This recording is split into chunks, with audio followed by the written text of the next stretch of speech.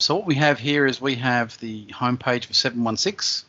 I announced late last week that the protocol demo assessment was there. It follows on exactly as we've been discussing previously about this assessment task.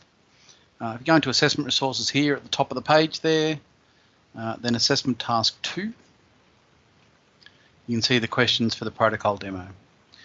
So what we actually have in this one here, approximately 2 to 3 pages. Now that will depend. The 2 to 3 pages is the text, okay, the text of your answers, but you'll see that one of them requires you to do screenshots. Now they're not counted in the length there, right? So, and I've actually added that in there. Screenshots of packet captures is not included, okay?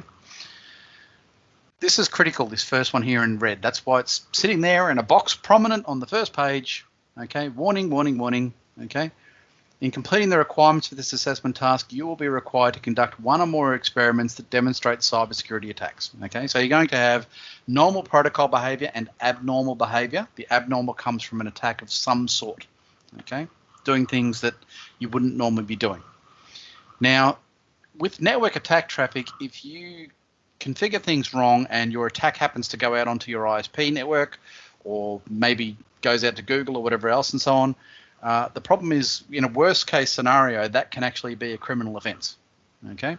So therefore, it is absolutely critical that you conduct these in an isolated network environment.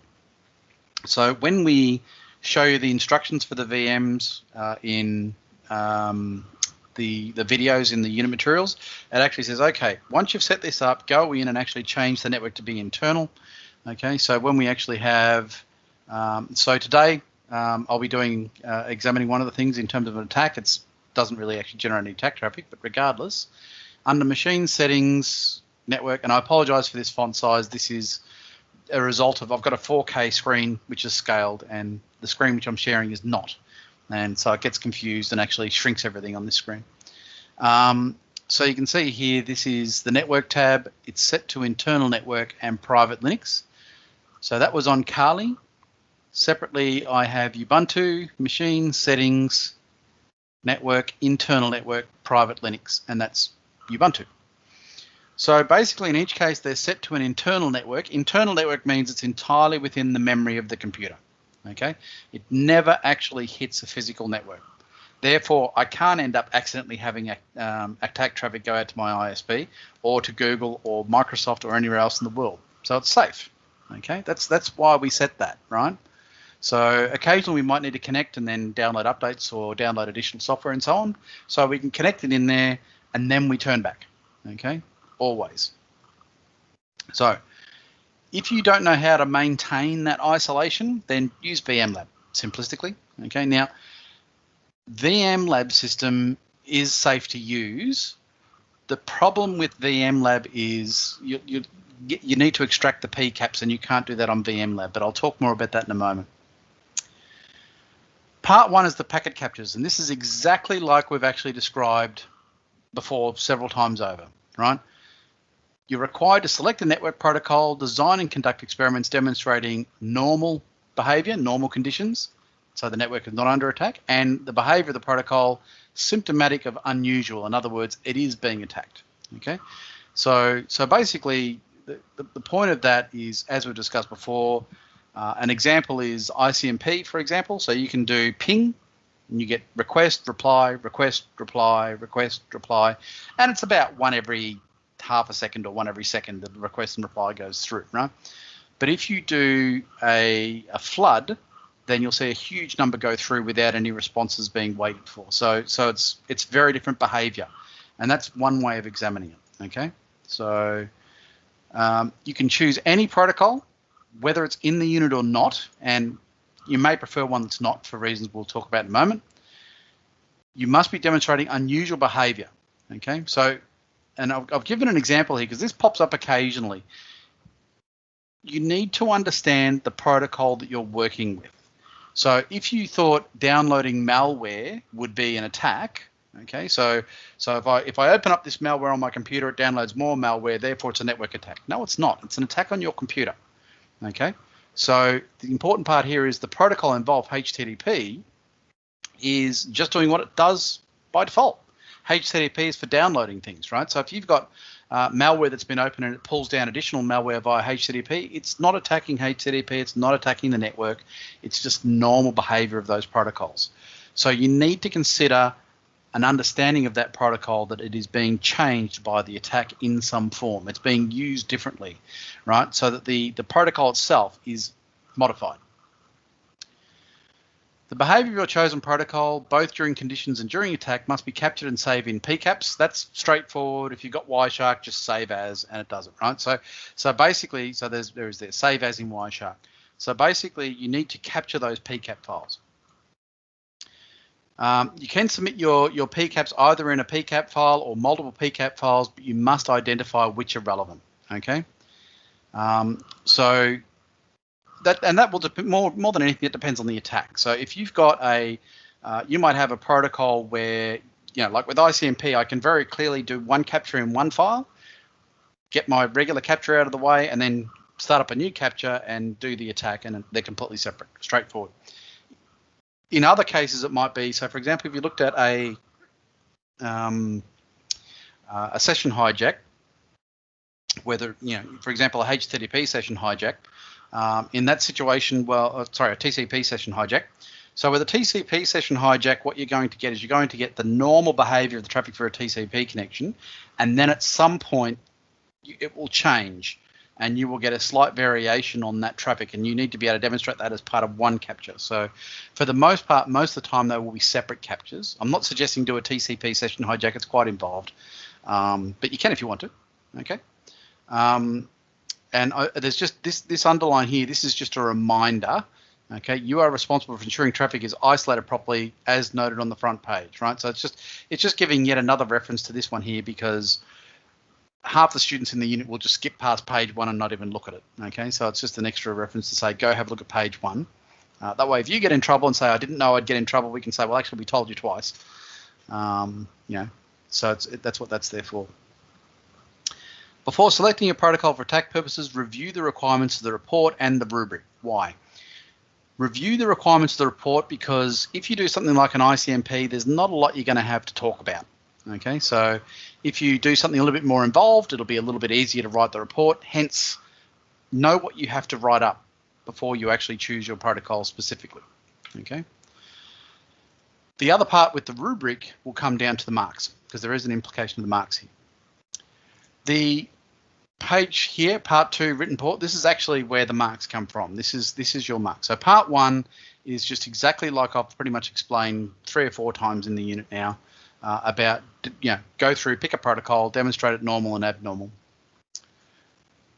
The written report, introduction, a general introduction to the protocol and its purpose, a general introduction to the network attack and how it relates, okay? So, and make sure you get those right, okay? We do get some students, so we've had students who'll attack ICMP and then say that it's an IP attack and vice versa and these sort of things, right? So make sure you understand. That's why you get more or less marks, right? If you don't understand what's going on, you get less marks. So general introduction to the protocol, general introduction to the attack, normal behavior, abnormal behavior, step-by-step instructions, explain the normal behavior and why it's related to the attack, explain the unusual behavior and how the network attack caused it. Okay, so basically they're equivalent sections, one focusing on the normal behavior, one focusing on the abnormal behavior, and you're relating them together through the explanations here, right? The step-by-step instructions, if you want to see what those sort of instructions look like, well, we do them in each week where we actually have the experimenting with tasks, right? There's the one for this week. So it's step-by-step. Within Ubuntu, open this, type this in, within this, do this, within this, do this, and so on, okay? So basically, imagine you're writing instructions for a lab that's going to appear in the unit next year. So, write it in that way. They must be clear enough for someone to repeat the experiment without requiring further research, okay? So if you put in an instruction saying you need to obtain the Metasploit, the Metasploitable VM, and you need to reconfigure it to do something or other else, well, I think there's now 3 different Metasploitable VMs, and reconfiguring one of those would be unusual. So that's probably not going to be enough instructions in that situation. It should be relatively clear that Yeah, if I read through the instructions, I should know what you're saying. That doesn't mean, for example, that you have to actually give me step-by-step instructions on how to install Ubuntu. You can ensure a base level of comprehension in the same way that we've done in the videos, right? So you can just say install Ubuntu 20.04 using the defaults, or maybe install Ubuntu 20.04 using the defaults and then configure for an internal network with a static IP of this. Okay, so you don't need to give me step-by-step, blow-by-blow instructions. You can assume that the person who's marking this actually knows how to install a copy of Linux. Okay.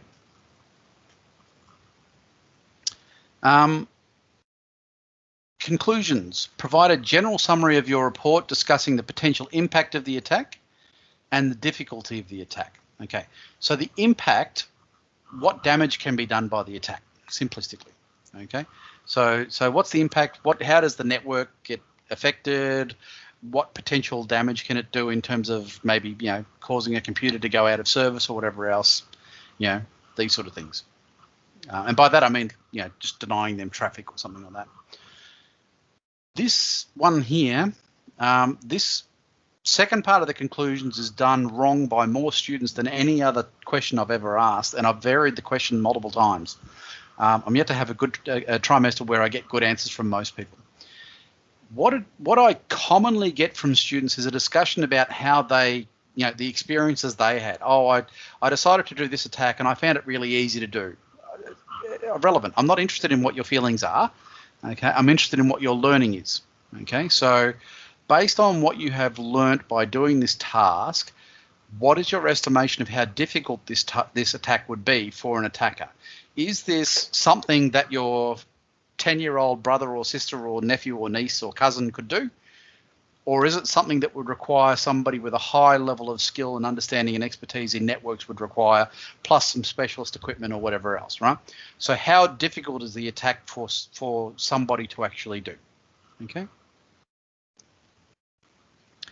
In terms of the rubric, the thing which I want to point out here is this. This attack is not covered by the unit. Okay. So the attack and its relationship have been clearly introduced, and it's clear how the protocol. This is exactly the same here. Okay, exactly the same. The attack and its relationship to the protocol have been clearly introduced, clear that the protocol is affected by the attack. There are no major understandings. There are no major misunderstandings. There are no major misunderstandings. There's just this extra sentence. The attack is not covered by the unit. Okay. Now, what I mean by not covered by the unit is these, the step-by-step instructions. Okay. So if we have a look at, maybe if I go to week, okay, I can't do it that way. If I go to, I think week 3 was a good example. Oops, it's jumped all over the place on me, which does not help.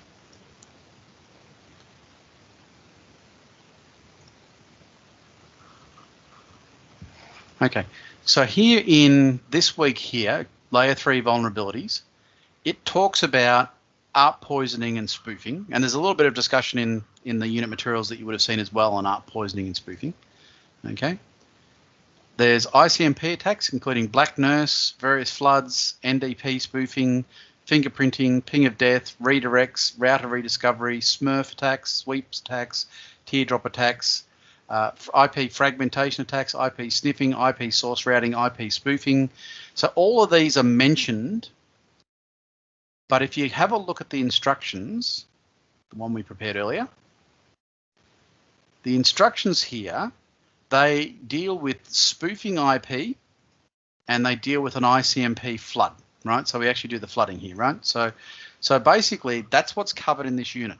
So if you were to cover ICMP floods and or spoofing IPs, well, you've already got instructions for that. So you could take this, you could build a report around it, but you haven't really had to figure anything out. So therefore you get a lower mark than somebody who's had to figure something else entirely. So if you do ICMP spoofing flooding like this, you'll get a certain mark, but it will be capped based on these. Okay, the attack is not covered by the unit. The attack is not covered by the unit. The attack is not covered by the unit. The attack is not covered by the unit. The attack is not covered by the unit. So you can see it's in most, okay, but it's not in all. Okay, so it's not in this one, in the step-by-step instructions, not in the step-by-step instructions for normal behavior, and it's not in the introduction to the protocol, but it's in all the rest. Okay, those marks for the advanced answers, for it mentions there, they add up to just under 20%. It's 18.75 or something or other marks. So out of the total. So basically, if you do an attack that is already covered in the unit, you won't get a HD unless you've got perfect answers for everything else, which you probably won't. Okay. So basically, if you want to get a HD, you must do something that we don't already cover. Okay. But as I said, it comes down to, if you look in here, we mentioned all these different attacks here, and these can give you ideas, but we only covered the ICMP floods with spoofing. Okay, so ICMP floods with spoofing will, eliminate the HD. But if you do a Black Nurse ICMP attack and clearly explaining what you're doing there that makes it a Black Nurse attack, then at that stage you can get a HD. Okay. So that's how that works. The other thing that's worth pointing out as well, packet captures. Okay, if you have a look at the packet captures for the percentages in the up the top here, I've changed these to percentages in this assignment because the 1, 2, 3, 4 doesn't make sense because we've got different values, 10, 15, 15, right? So I changed it to percentages, and that's what it should be in the bi-weeklies, but the bi-weeklies can stay as is. If you have a look at the packet capture one, what you'll also see is screenshots of captured packets relevant to the attacker demonstrated in part 3 are mostly complete, reasonably explained. Okay, so you've provided relevant captures, you've provided reasonable explanations. Okay, but this one here has the additional point. PCAPs have been submitted. Okay, so if you can't extract the PCAPs, if you can't submit them, you can't get either the advanced answer or the clear answer. Okay, because they both require the PCAPs to have been submitted. Okay, and that's for normal behavior. And down here for the abnormal behavior, you can see there it is there again, PCAPs, PCAPs.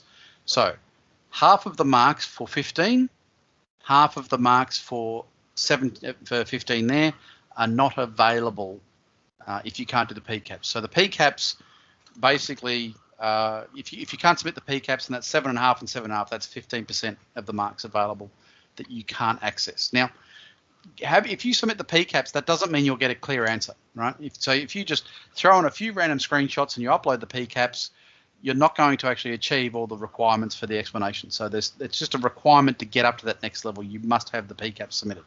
Okay, you must have been able to extract them. Okay, and that's the assignment. I also pushed the assignment out. Oh, the other thing I should point out as well, if you have a look at, and I probably haven't put the submission boxes in, have I? No, I haven't put them in there. They're still in here. Okay. So in terms of here, you'll see there's 2 submission boxes, right? There is, I didn't mean to go in there. So there's assignment 2, protocol demo and report, and an assignment 2, protocol demo and report PCAP submission. Now, the due date is the same in each case. Now, that due date is a week later than what the original one was. Okay, so because the original one was going to be due on the 25th of April, which was this weekend, okay, coming weekend, and I've pushed it out to here. Okay, it gives you the extra time that you need. It also means that it sits in between the assignment 1C and the assignment 1D, which makes it a bit more convenient for you as well. The other thing that's worth noting is if you actually have a look at the dates on these. So if I go into, can I do that? No, apparently I can't. Okay.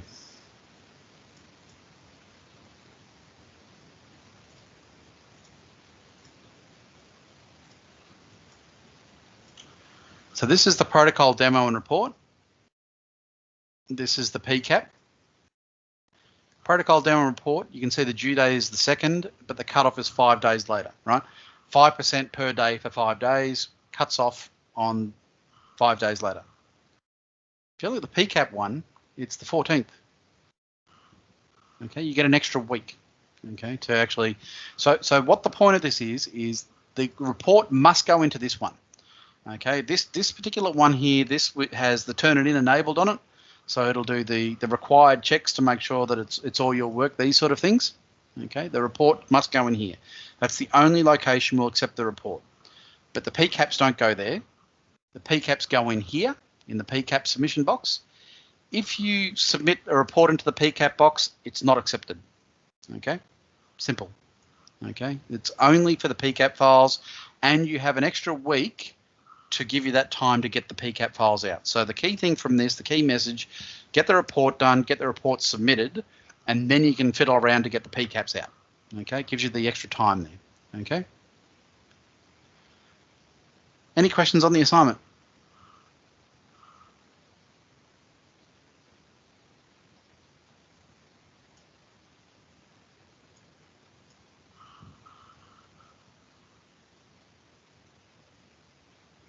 Okay.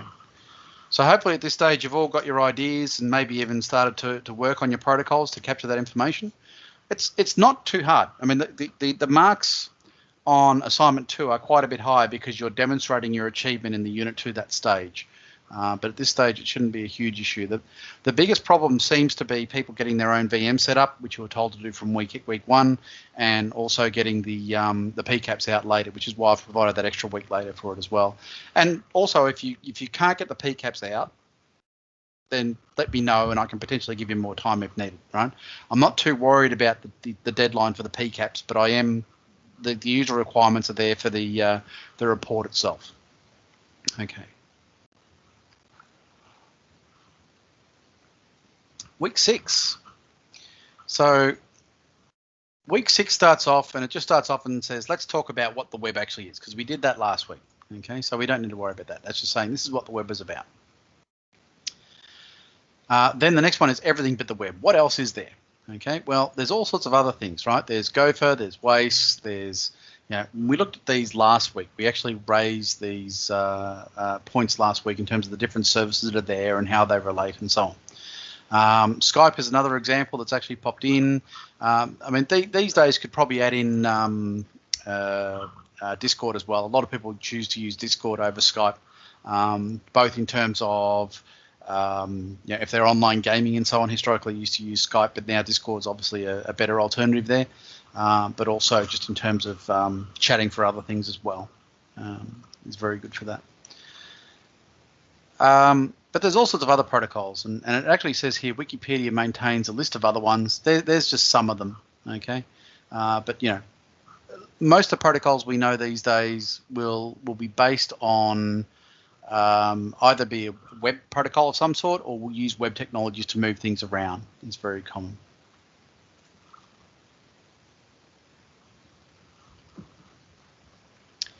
Remote login, Telnet. Telnet is short for the Teletype network and provides environment modeled. Now, what I'm going to do here is I'm actually just going to pop out to the VMs, because this actually allows me to demonstrate a bit clearer.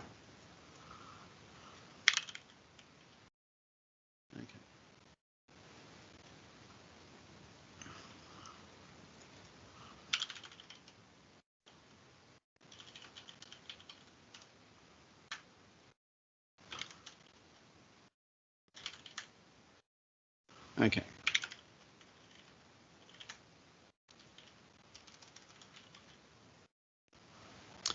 And I'll actually just start up Wireshark as well.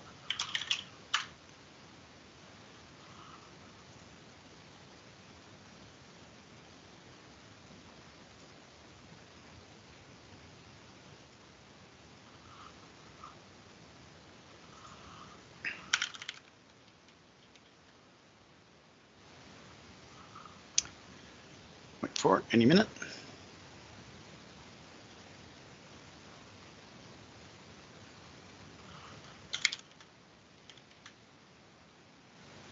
Okay, so now with that window there, and I'll pop this one out of the way.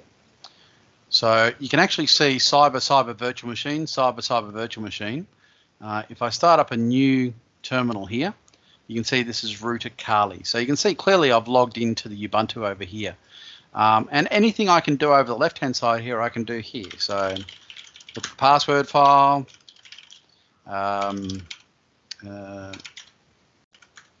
issue file, which tells me that it's actually Ubuntu. Okay. Whereas if I look at it here, Okay, Kali.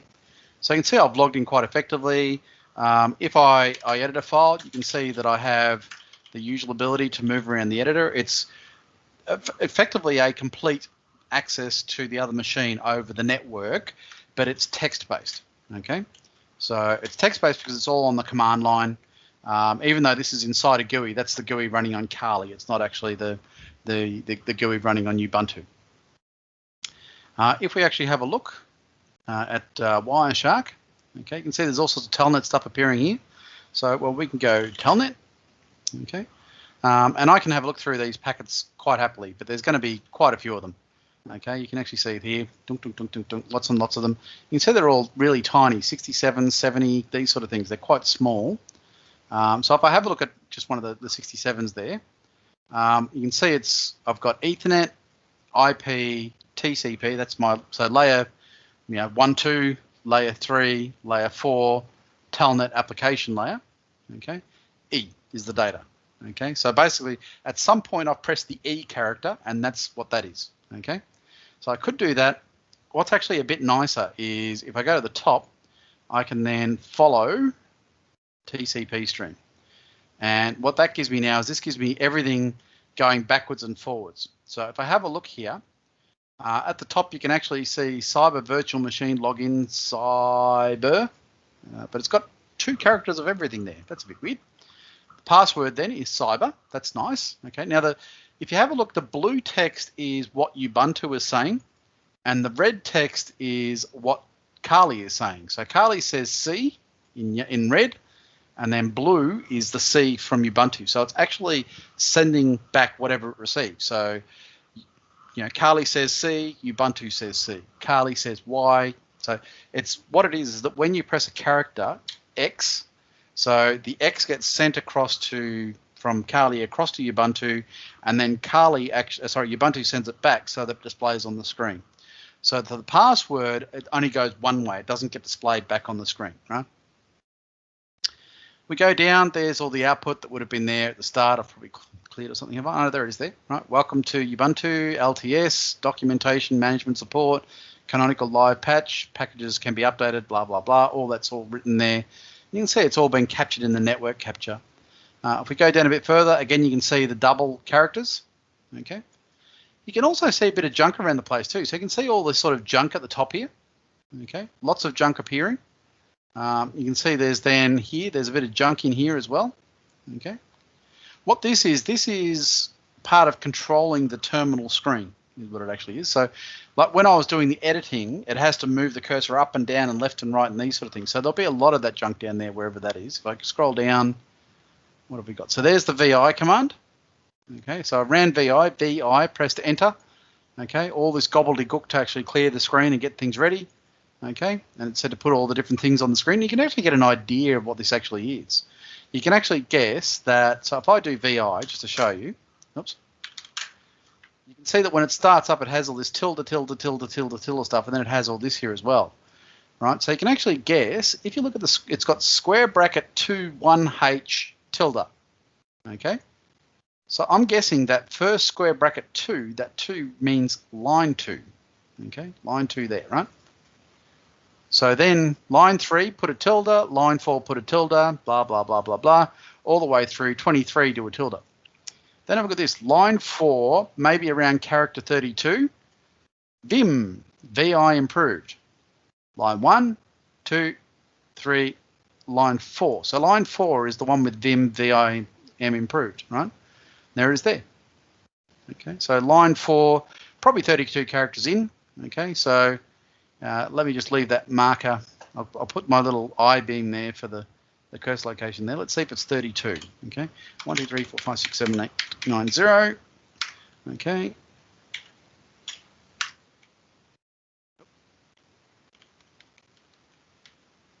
$20, $30, $1, $2. Oh, and it was there. I just knocked my mouse reaching for it. So, but it was in the same spot. It was 32 characters in. Okay.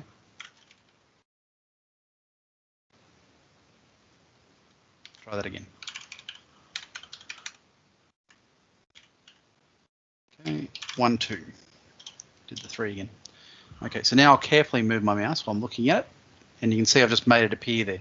So you can see at the 32, if I just move that up carefully without going too much left or right, you can see 32 is the 32th character spot. So that's what's done. Line 4, character 32, display Vim. So this is all stuff to control the terminal. That's the VT100 emulation that you can actually see happening there. So we get all this output that comes through and so on. So that's what it actually is. That's Telnet. Okay. So Telnet allows you to connect to a remote computer. It will allow you to log into that remote computer and then use it as though you're in there. Now, you might be thinking at this stage, why only command line based and stuff, but that's how it all was. Historically, we didn't have GUI. Okay, GUI came along later. Okay, so, and the terminal program that we use is just how you used to log in. So you used to, the way we used to do, if you have a look, VT100 terminal. Okay, that's what a VT100 terminal looks like. Okay, these sort of things. Okay, digital VT100. Okay, you can see it's just a text-based screen. It's monochrome by default. Okay, you can get colored ones later on. You can even see some of them, green screen, these sort of things. So, all these sort of details. There's a blue one a bit clearer. Okay, this is how we used to access Unix systems for doing interactivity, and you can see all the backup tapes sitting there, hanging on the rack there as well. When I first visited Deakin in 1991, that's what they had. They had VT100 terminals. Okay, it was only in the years following that they switched over to PCs. But even then, there's still a couple of VT100 terminals around, depending on where you were. We used to use some of them to connect to servers, to access their console and these sort of things for the years after and so on. Things are all very different now, but yeah, so that's a VT100 terminal. Telnet then implements that VT100 protocol, which is controlling the screen. Berkeley R commands, I can't demonstrate this, but basically it's the same, and it's all in clear text, exactly the same, but it also has equivalents in there as well. So basically what I could do is in my Ubuntu, if I had the Berkeley R commands, you can actually get these still. You can actually try them out. If I created etc. rhost.equiv, and then I could just put in there Kali or 192.168.1.2. What it would be then is any user on Kali could just login across to my Ubuntu, including the root user. No authentication, no checks, no nothing, no security whatsoever. But that's how it was at the time. And the reason why this was good enough for security is because the only people who had access to a Unix station where they could do this were people who could afford mini computers, because Linux wasn't around at that stage. There wasn't a full public free Unix you could access. Okay, so there was System 5, and there was actually BSD Unix, which was 4.3 BSD, which is so you've got this. They went from 4.3 BSD. There's now FreeBSD and NetBSD and 386 BSD and all these sort of different variations as well, which are open source. But 4.3 BSD was actually the last. I think maybe they did 4.4 as well, but there basically was 4.3 BSD was a release from Berkeley Systems Division, BSD, and Berkeley Systems Division is part of the University of California at Berkeley. Okay, so that's where the Unix, that's when I first was at Deakin, I actually learnt programming, and we did all programming in the Unix environment. I was logged into a BSD system, which was a mini computer, and that's what we actually did all our work on. Okay, that's how it was at the time, and that was text-based. So we used to have a Telnet program sitting on PCs and access it that way. So if you think some of the things we do these days are a bit archaic, you should have tried it back then. But R commands have no security. SSH, on the other hand, does. The big difference with SSH, so let's look at that going. I do. Okay, so if I pop out of this, okay, SSH root 192.168.1.1 cyber.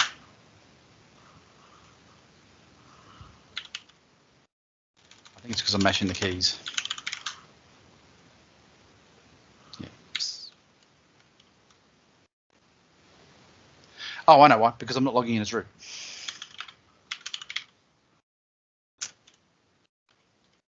In fact, I don't need to do the -L. I can just do it. That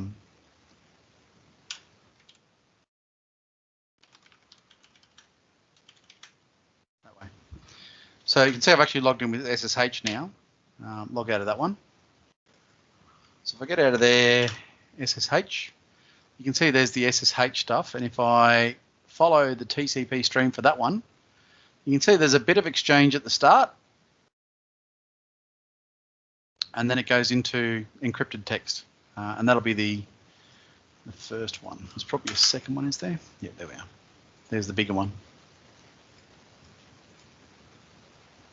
Yeah, so that's where I logged in and then logged out again. You see there's a lot more gobbledygook there of data going backwards and forwards, all encrypted. And that's the difference between them. Okay.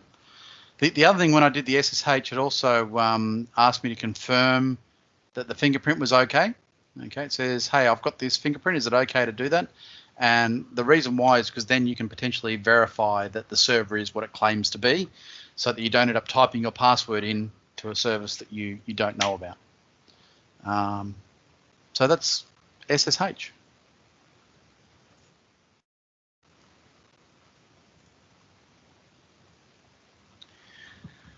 File transfer. So basically for the file transfer, and I discussed this a little bit during the class today.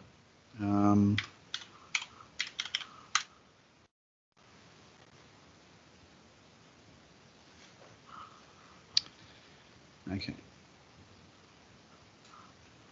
So what we have for FTP is you've got an FTP server.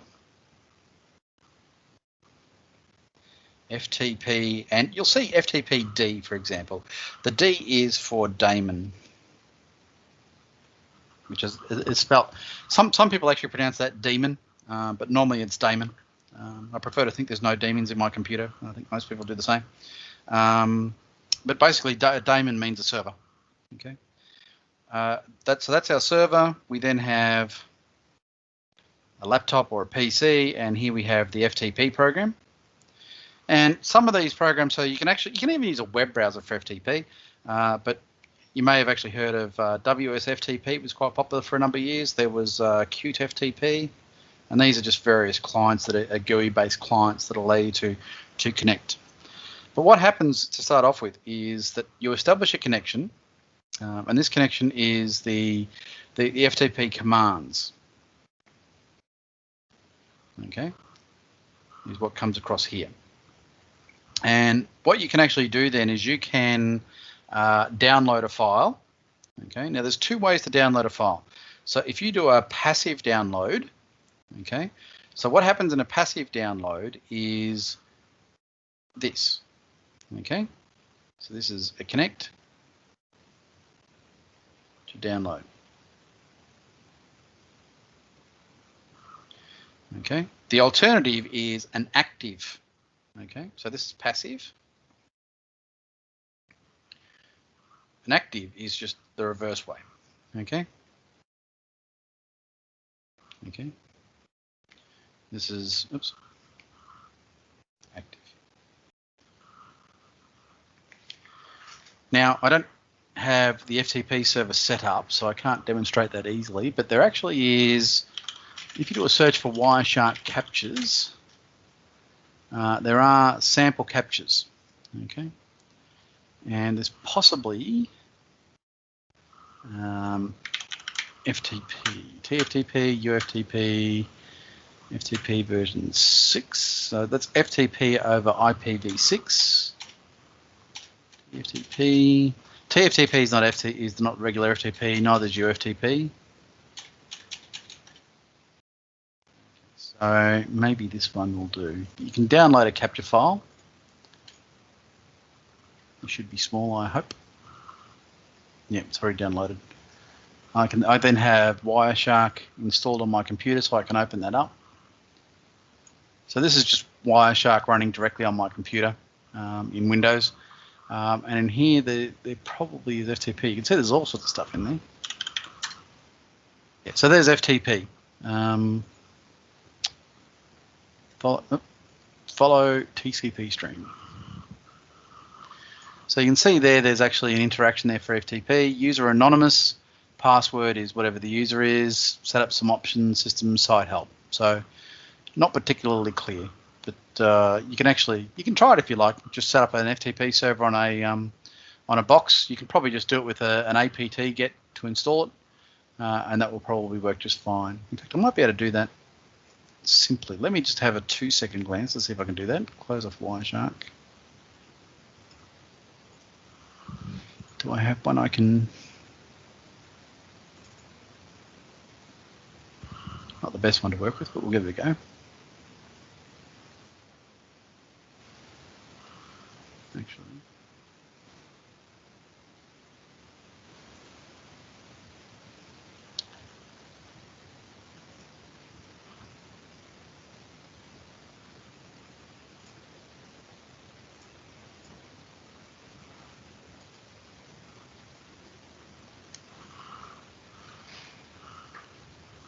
I just realized I was lucky. What I have is I have a fresh installation of Ubuntu from a couple of months ago. Got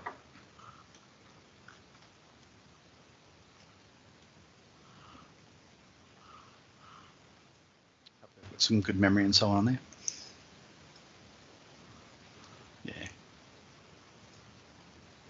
Haven't got much in the way of processing power, but shouldn't need a huge amount.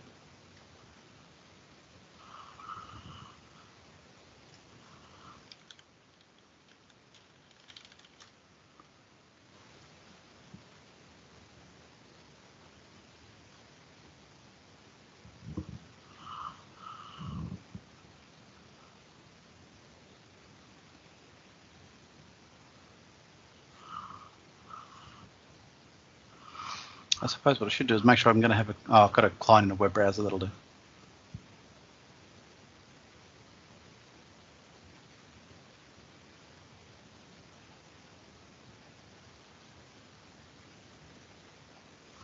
Just while we're waiting for that, I'll just pop back. So basically what we have as part of this is we have 2 connections.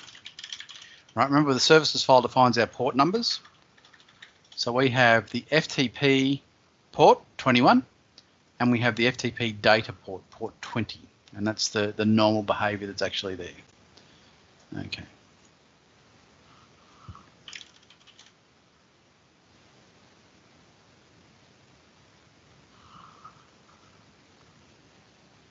I might have to install some updates here, but hopefully not.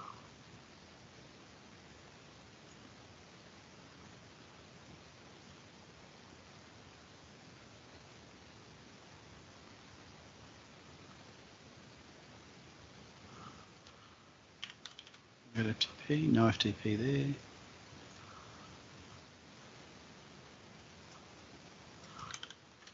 there. I've got an FTP client. Excellent. Now needs the server.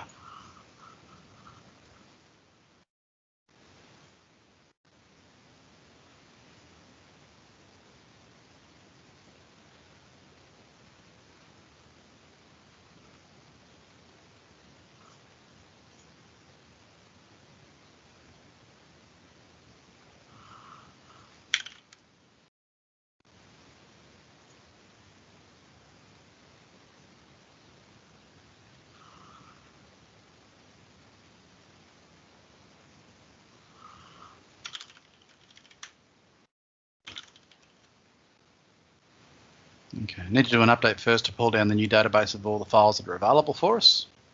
That should only take a couple of seconds. Just got a few things that it needs to pull down for that. They're quite small. You can see there's 500K, 400K,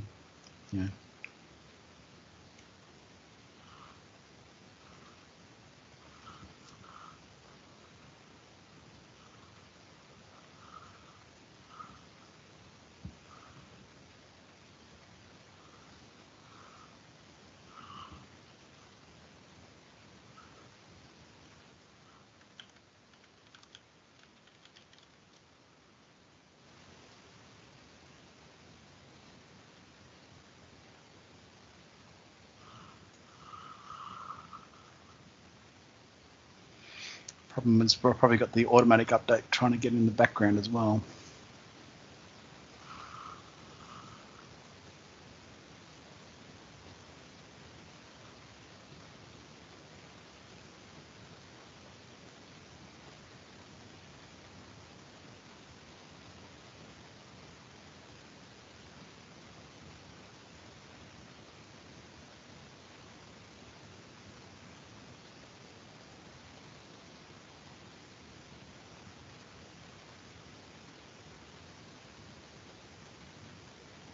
Okay, that's having a good think just at the moment. So we'll come back to that. There's an FTP exchange there, which gives you a bit of an idea of what we'll see, but I was just going to explain a bit more.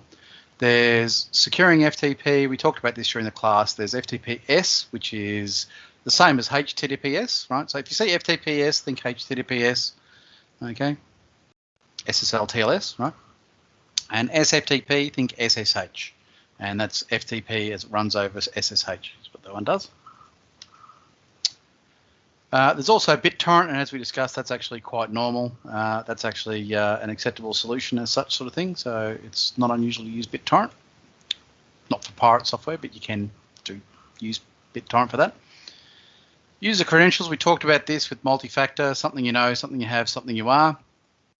And there's actually, in terms of the research field, there's actually a lot of discussion about different additional categories there.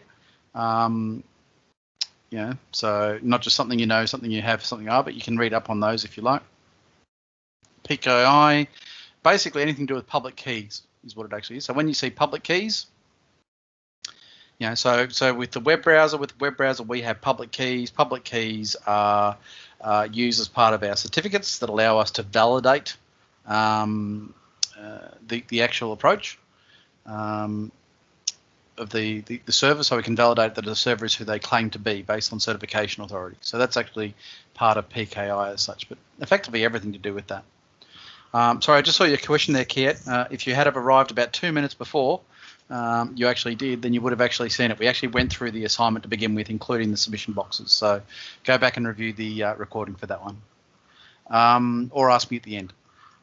Kerberos is used for Windows authentication, as I said during the class. Federated identity. So if I go to, what would be a good example? If I go to LinkedIn Learning. LinkedIn Learning. Okay, sign in. Type in your email. If I type that in, what it'll do is it'll go over. Use your LinkedIn password. No, I don't want that. I wanted to use the federated authentication.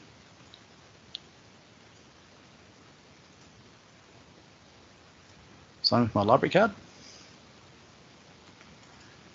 Okay, LinkedIn Learning does use federated authentication, but it's being a bit silly. I don't know why.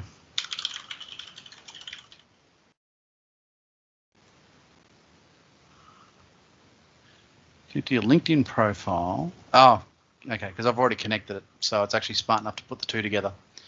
What would be another example?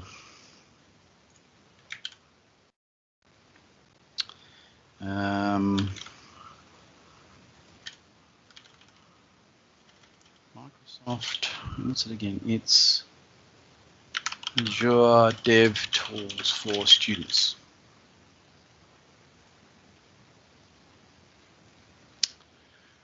Okay, so if I go here and then go to my account, it should actually pop up sign in. And you can see it's actually saying, okay, Microsoft, pick your account, Justin Ruff, Deakin.edu, and what you'll see is it'll pop me over to Deakin. You saw Deakin flash there for a moment, and now it says it's now Justin. So that's federated authentication. Okay, so the ability so I've been able to authenticate to Microsoft based on my Deakin account as such. And so that automatically gives me access to whatever we've subscribed to and so on. And I can access Azure and these sort of things as well as part of that. OAuth then is the Google authentication. Google, Facebook, Twitter. So you go to a website and it says, would you like to log in with Google? Okay, that's what it actually says, or Facebook, or Twitter, or whatever else, right? That's OAuth. Common providers in Wikipedia. So they're all the different ones there you could potentially log in. So you could potentially log in with a GitHub or a GitLab account somewhere, depending on how it's set up. But you can have a look through those. How do we go with our, okay. Available. Waiting for the cache lock because the automatic update's running instead. Okay, we'll come back to that.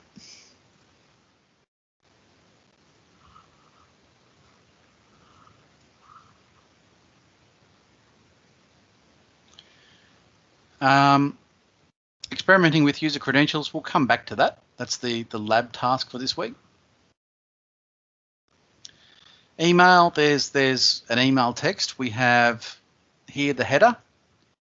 We have a blank line which separates the header from the body. So basically, header, as many lines as you need. You can make up fields to go in there as well, right? I mean, if you use something like Outlook, it locks you in because Outlook has support for certain things. So if I go for an Outlook email message, wherever that pops up, there. Okay, so Outlook by default has to and CC. Then in the options, it allows me to toggle on the BCC field. I can also toggle in the from. Okay, so what I can do there with the from allows me to delegate my email to somebody else. Okay, so somebody else can respond on my behalf, in which case it would then appear in that from list there. Okay, so or if that'd be somebody having delegated to me. So, and quite common on that is where you have email lists, special aliases and so on. So if you mail CB, the faculty, that's not, there's no person in the university called CB. Okay, instead it's a group of people that have access to that email as such, and then when they respond, they can say from CB. Okay, I don't have access to it, so therefore I don't. But if I'm going away for a period, I could potentially delegate my email to another lecturer and say, can you respond on my behalf for this, something like that. And that's fairly normal position. So BCC is now this is a bit interesting as well. So you've got to, which is who to send emails to. CC is carbon copy. So if you remember the old carbon paper, which basically had ink on one side that was actually adhered very loosely, and then on the other side was like a plastic, and then if you wrote on that, it would transfer through. So you could do duplicate and triplicate using carbon. That's what carbon copy was. So historically, many years ago, this is before my time as well, you could write out a memo on a pad, right? You'd have a memo pad, you could write it out, and then CC, carbon copy, would be because you put a sheet of carbon behind the first page so that it would automatically copy it onto the second page, right? So carbon copy. And that's what we actually used to do many years ago. BCC then is blind carbon copy. Now, what's the difference between them?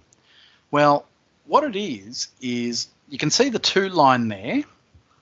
If you put CC in, it'll add CC line in there. If you put in a BCC, it won't put the BCC line in here. Okay, so basically on the left-hand side here, this email text here, that's the text that the mail server is going to send out. And it's just whatever the user, the actual user's client provides. So BCC, CC, and to, what it is, they're just a list of users to send to. How we interpret that is what makes them what they are. To and CC are identical. Okay, so you've got who the email is being sent to, and then it appears in the text of the email. Okay, CC is exactly the same with its own field, but what happens with the CC versus the to on the receive end is it can actually identify whether the email was directly sent to you or whether it's been copied to you. Okay, so that's what the difference between to and CC is. They're exactly the same otherwise. BCC is exactly the same as CC, which is exactly the same as to, except for how the mail reader uses it. Except with BCC, it never adds it into the header. Okay, all of the email addresses in the tos and the CCs goes into the SMTP exchange, which is on the next slide, I think, where it does RCPT too. Okay, so RCPT is for recipient, an email recipient. So the to here will be specified for the to, the CC, and the BCC. Okay, but the only things that'll appear in the email is whatever's down here. This is the text that you just saw, exactly the same. Okay, so basically whatever's in this text is completely irrelevant to what's up here. Now what we actually have is we have mail from, we have from, we then have others. So you've got the RCPT2 is basically if there's a problem, who to send the problem back to is what it actually is. Okay, so basically if it bounces, who gets the bounce notification. You've got from, who actually sent the mail. So if I have a secretary, I might be the from, but the sender is the secretary. Okay, so now you've got three differences. Recipient to, mail from is if there's a problem with delivery failure, right, there it is there, right, goes back to the mail from.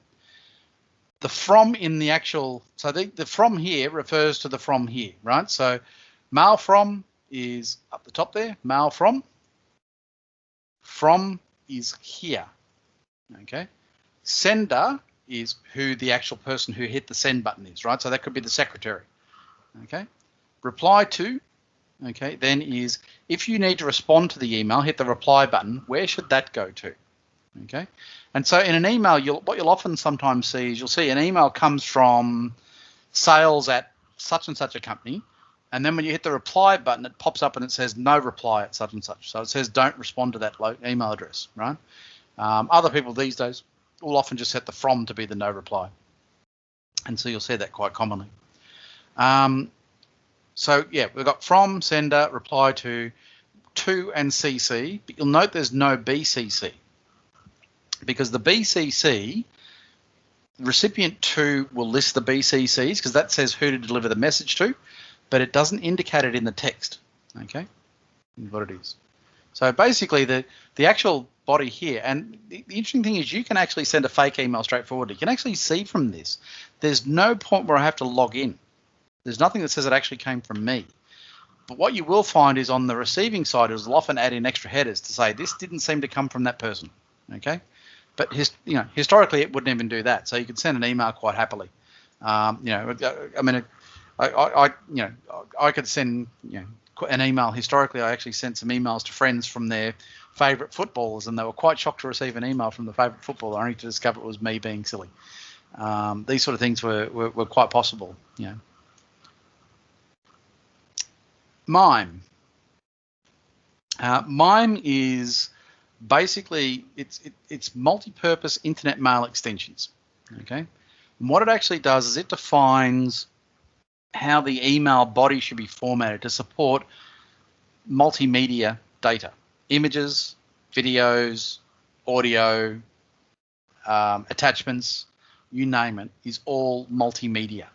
Because email by default is ASCII, whereas MIME allows everything else. These days, we tend not to use ASCII. We tend to use other things like UTF-8 and UTF-16, which is Unicode, right?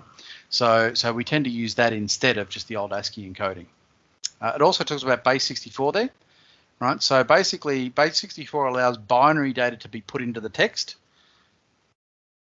Sets of 3 8-bit bytes, okay? So 24 bits in total. Sets of 3 8 bits. So 3 characters, 3 bytes in a file goes into 4 6 bits. Okay, so the 6 bits then obviously is, 2 to the power of 6 is quite a bit smaller. It's 64 possibilities. So uppercase, lowercase numbers, these sort of things will all fit well with the 64-bit, the base64 there. Okay. But yeah, effectively security issues, there was no security for SMTP as such. How are we going here? Is this finished doing its automatic update? The problem with this one's a bit slow because I never actually set the CPU, so it takes a little while. Let's try do the install. No, it's still going for that. Okay, come back to that.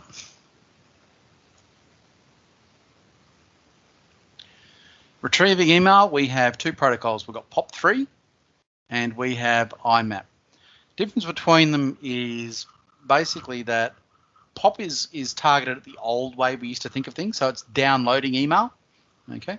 So is really what it actually does. So you connect and then you pull down the email. You don't strictly have to download them. You can actually review them online. You can see that there's a retrieve. You can also put in a flag to say, don't delete this sort of stuff, leave it on the server. But what we usually use these days is IMAP. And if you have a look, for example, one of the service provider ones we talked about was Amazon Workmail. Amazon Workmail only supports IMAP. It doesn't actually support POP, or at least it didn't the last time I checked. And the reason for that is because under POP, the default behavior would be that emails would be deleted, which these days we tend to, in most business situations, that's not acceptable. So if you imagine if you actually ran a bank and you said, oh yes, every bit of correspondence we get from a customer we automatically delete, okay? If you end up as a bank being audited, then customers of the bank would not be very happy that there's basically no trail there to go through. And so that's quite common. These days we care about making sure we keep copies of things as we go. We then have IMAP there. So IMAP by default leaves things on the server, and all your folders and everything else is on the server. And basically, you've got things like Exchange, which does the same thing, and these sort of things as well. So that's the way we do things these days.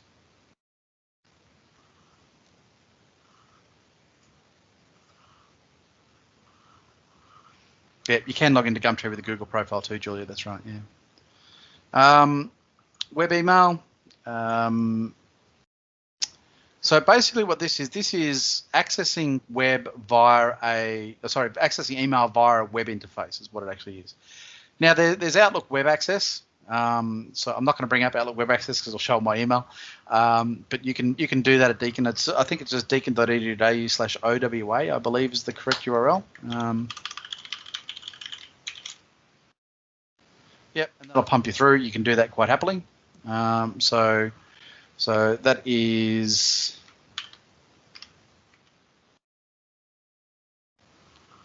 www.deakin.edu/OWA. Okay, so you can access your email through that. If you go through Deakin Sync and click on email, it probably takes you there anyway. It's probably the same interface, I suspect. But there are various email providers as well. So there's actually so Outlook Web Access you're probably familiar with, but there's also free ones, Horde, Roundcube, and Zimbra, among others. So Horde email. Okay. Hopefully it's clean. So this is a sample email, lorem ipsum text underneath there. But you can see basically it's just like what you would expect in Outlook, for example, just a different interface. There's your email, potentially calendar, address book, and so on. And you can see, all the folders, access to the email. There'll be the ability to send, new message there. There'll be a reply button there, exactly the same. It's the same with the others as well. There's nothing really special there. Email has been a target over the years to get access to. It is still a very common vector for attacks as well in general. And so the reason for that is basically because the biggest security problem you have, the most likely failure of security in an organization is your people. And so how do you reach the people in an organization? You reach them through email, and it's very, very common.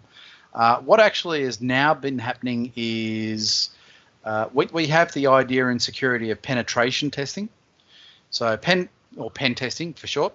What penetration testing or pen testing basically is trying to break into the system by checking your web server, making sure it's got all the security patches in place, checking your Exchange server, make sure it's been patched for the latest vulnerabilities that have been in the news the last couple of weeks, all these sorts of things.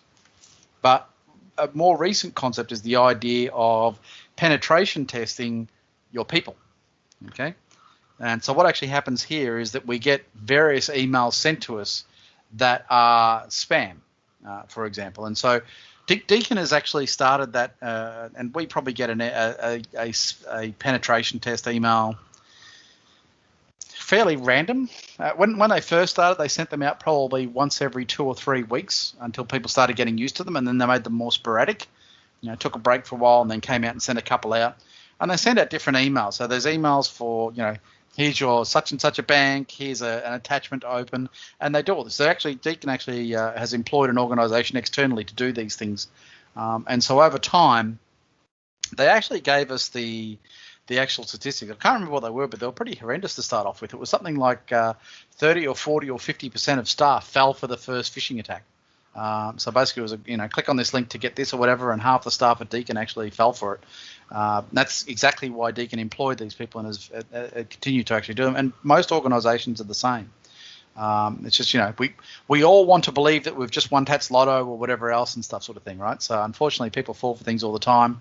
There's also general techniques with phishing that are well known. So things like that there is significant consequences that are involved, that you need to take immediate action, that you need to immediately log into a website or whatever else. All these sort of things tend to fall in to the phishing basket. So basically, the Australian Tax Office, we have discovered that recently you are you have failed to pay your tax, therefore a warrant will be issued for your arrest if you do not respond within the next week or whatever and stuff. Right now, log in over here and actually confirm that you've received this, otherwise we'll send the police there. Okay, so, and you can hover over the link and these sort of things as well, but in some cases it's actually very, very good. There's actually the problem is not even necessarily just the phishing attacks. We actually a few years ago, we received, we were actually in a meeting of security people in the school. So there was about 6 or 7 or 8 of us that were actually in a meeting at the time to discuss some of the changes that were coming up in the security curriculum. And we actually received an email at the time that was claiming to be from Deakin University about training. And it was not a Deakin URL. Basically was a link that said go here and then log in with your Deakin account details, these sort of things, and it arrived in the middle of a meeting. And immediately in the meeting, I'm immediately looking at this email and I'm going through it, and then I actually asked, did anybody just receive that email? And we're looking at it, so it looks like it's phishing. And if you take all of the things that we know about what to look for in a phishing email, it ticked all of those boxes, and it turned out to not be a phishing email. Okay, it was actually a legitimate email, but what it was that the part of the university was putting together professional training, compliance training, and so on for Deakin staff. They'd then worked with another group to actually set something up, and they'd gotten Deakin federated authentication going and these sort of things, but they hadn't actually done it right. The whole thing looked like a scam. And so we did exactly what the right thing should be for people who are security aware. We reported it. And so that caused a few problems apparently, but anyhow, that's what it is. So it's not just actually identifying attacks, but you also need to be able to identify, you make sure that what you're doing for corresponding is not going to be interpreted as an attack. So these are sort of things that you need to sort of be aware of. You can also do, if you ever receive something and you aren't too sure, right, so do a search for it. Australian Tax Office phone scam, right? So there's usually ScamWatch. Where's ScamWatch? You can see it's all through the news. I mean, all the popular news press love talking about scams and stuff these days. Okay, so the Australian Tax Office has issued a warning for a new phone scam that's popped up in the last 2 months. So this is February this year, saying it's already targeted over 600 Australians. 200 of them have been young people, 18 to 24. So this is targeting you guys. And they're also in the demographic that's been hardest hit. 2 young people have paid nearly $50,000 between them. Okay, this is why phishing attacks happen all the time, right? Because they actually they're successful. I mean, if you do phishing attacks against 500,000 people, but you get 2 people paying 50 grand, then it's a win. Okay, that's the problem. So it doesn't need to have a high success rate. It just needs to have some success rate. Okay. This new batch of scammers are claiming they've suspended the tax file number following suspected fraudulent activity. Okay, that doesn't make sense. Okay, scammers have gotten hold of your TFN details, so it's suspended. You need to transfer your money to the ATO for protection whilst they sort out the issue. Okay, yeah. The Australian Tax Office is never going to send you a message saying, give me your money to look after it because there's been some problems here. Okay, they don't do that. Okay, simple as that. And that's just one example. There's been many of them and so on as well over the years. So, just do a search. I mean, the web search that I use there is, so if you've got a phone call from the Australian Tax Office, okay, and scam, right? As I said, there is actually ScamWatch, I think it is.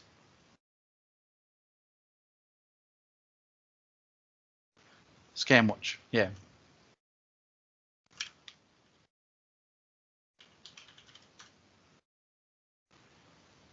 Okay.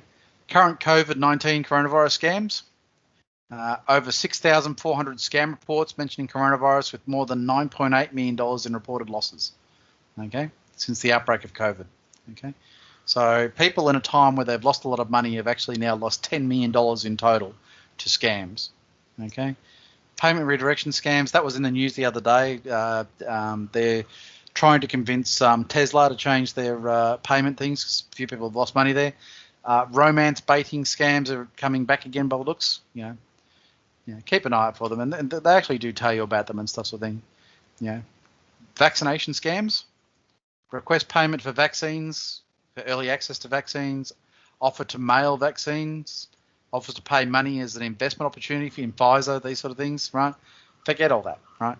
The vaccine is free to everybody, okay? Whether you're an Australian student or an international student, an Australian citizen or not, it's free to everybody in the country, right? So if anybody says, give me money, tell them to go away, okay? Very simple.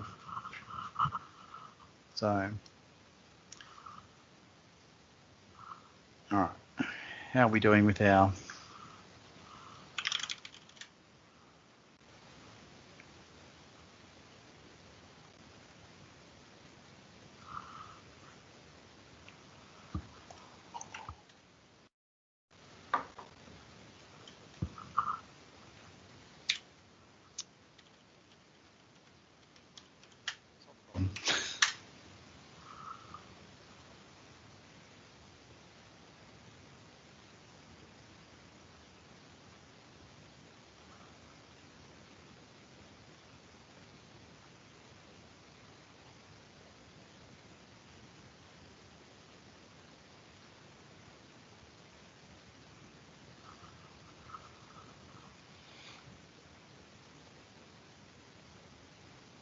Okay, whilst that works away, email as a service.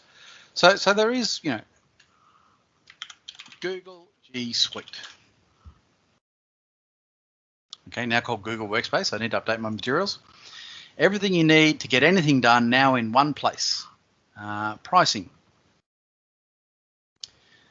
Starter, $8.40 per user per month. Custom and secure business email, 100 participant video meetings, 30 gigs of cloud per user, security and management control standard support. If I go up to the next one, double the price. So nearly $20 per user per month. Custom email, 150 videos and recordings. Okay, add recordings to the picture. 2 terabytes per user. So you can see this is substantially bigger and better. Okay. Oh, we go up to this one, business plans. We also get attendance tracking as well. Okay, 5 terabytes instead. Enhanced security management, Vault and endpoint management as well, and support and enterprise much bigger. So you can grab these anytime you actually like and actually pay for them and use them. And basically you can see all the things that are in there: Gmail, Drive, Meet, Calendar, Chat, Currents, Jamboard, Docs, Sheets, Slides, Keep, Sites, and Forms. Right, so all of that's included as part of this. Most of these you can already access, okay, without a problem, but free, and it's going to have a Google email, okay, so such as it actually is, right? So the difference is, for example, if you go to Gmail and use Gmail, you'll see there's advertisements and stuff there, but if you go for this, usually it doesn't have the advertisements, although it may depend on which plan you're on and stuff as well. So, but that's just an example, and they've all got that. So basically, you don't have to run your own mail server. I mean, you could start up a VM in Google and storage in Google and all this sort of stuff and run your own server. Forget that. That's actually, if you have a look at, for example, Exchange over the last month or two, if you had a hosted Exchange, which means that you've got it in your own organization, you're running it yourself, there were security holes in that basically, if you hadn't already patched them, then people got compromised. And it was just a web search, a crawler search going through. So basically, it was actually a number of attackers. They just actually went through and said, try fundamentally every IP address, look for a vulnerable Exchange server, and if you find one, then basically put in a backdoor and record it. That's all it was. But if you had Microsoft looking after it instead, the Microsoft one wasn't actually vulnerable. Okay, so Deakin used to actually host Exchange. Now it's actually hosted by Microsoft, and that's quite common. Most organizations are pushing their email off to providers instead, because it comes down to scale. They can, if you've got 100 customers the size of Deakin all using you for email, then you can actually employ people just dedicated to managing that service, making sure it's secure, keeping a close eye on the logs, all that sort of stuff. You can hire people specifically for it. But if you're an organization the same as Deakin, whilst we're big users of email, the cost to actually have those people sitting there doing that all the time would be prohibitive. And so therefore those people would be shared between other roles. Like, not only do they keep an eye on the email server, they do the web server, plus they do normal service requests, they help build new services, all this sort of stuff as well, right? It's just not feasible to have somebody there. But again, move from, so at Deakin we've got usually something like about 60, 70, 80,000 users. Move that up to, 100 organisations that size, then obviously it's a lot more feasible to pay people as well. Okay, so that's email. How do we go? Did we actually get installed? Okay, is it running?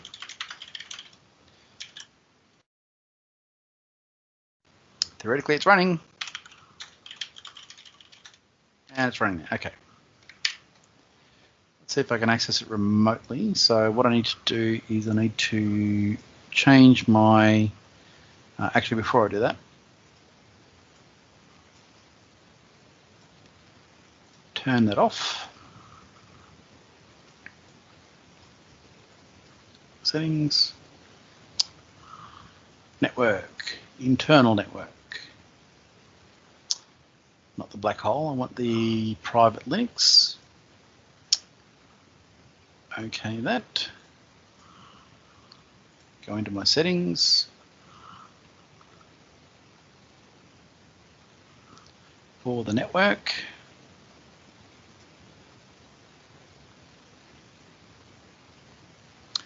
IPv4 manual 92.168.1.10.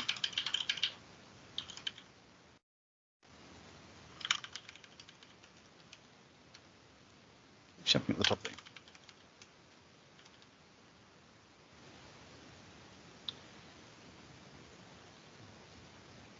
That should be fine. Apply that. Turn it on.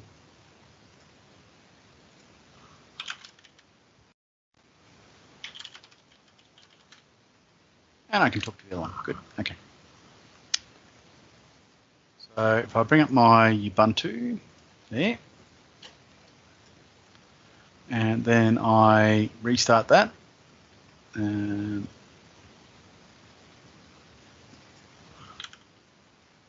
FTP. So basically what we've got is I can open up the other server. Okay, so open a connection to 192.168.1.10. Okay, and so now at this stage I'm talking with this one. So if I come over here and clear that out, okay, you can see I've actually got TCP there. So okay, there's my TCP data. The user that'll log in over here is student, and password, if I can type it in correctly, password. Okay. Now if I just have a look over here before I go any further, I can actually just follow that TCP stream. You can actually see user student password. Okay, so it's a very simple one. Got the 3-digit codes exactly like what we actually have for HTML, for HTTP. Exactly the same type of thing. Now, as part of this, I've got various commands that I can actually do. So if I wanted to get a copy of the, so if I have a look there, so I can then cd to / etc. and I can say get password. Okay, so what that does is, so it opens up a port. It's passive. Okay, so passive means that the client connects. Okay, so if I have a look. TCP dot flags.syn. Okay, so you can actually see that 1.1 initiated the connection to port 21, 1.1 initiated the connection to port 20. So they're both started from the Ubuntu that we use each week. Okay, so it's actually downloaded that. Now I think it's no passive. Passive off. Okay, passive up, there we go. It's been probably about 20 years since I've used this program directly, so it takes me a while to remember these things. And we'll get the group file. Okay. So in this case, you can see instead there's the SYN there. You can see it's come from the server to me. Okay. The other thing you'll actually see if I go back to the original one and follow that one again, when the commands go through, it actually will give the information that it needs to connect as well. So you can see port this, port that. It's actually specifying what's actually required as it comes in. But you can see the difference between the passive and the active, or the passive and the non-passive, is basically the passive means that the client connects. Now these are binary modes. Okay, I can also do ASCII. Okay, get issue. Okay, and that transfer. Note that it's actually saying here, warning, 2 bare line feeds received in ASCII mode. So I didn't expect that to be there, but that's good. So what that actually tells you is that it's actually processed that information in the ASCII file. And it said, this is a bit weird. I didn't expect that. Okay, that's actually there. I can also upload files. With the exclamation, that just says locally. So what else have I got? It's examples desktop now. Okay, we'll do that one. CD to my home directory. So there's my home directory on the remote one. Put examples.desktop. Okay, and so it's actually uploaded it there. Oh, permission denied. That must be because uploading is disabled by default, because that is my home directory. But you can see it's actually the 1000 mean that it's not paying any attention to any of the user information at all. I might be able to do it in /temp. No, okay, so uploading in general has completely been denied, which is probably just a configuration in the actual FTP server. What else do I actually have? So other things you can actually, account changes your user from memory.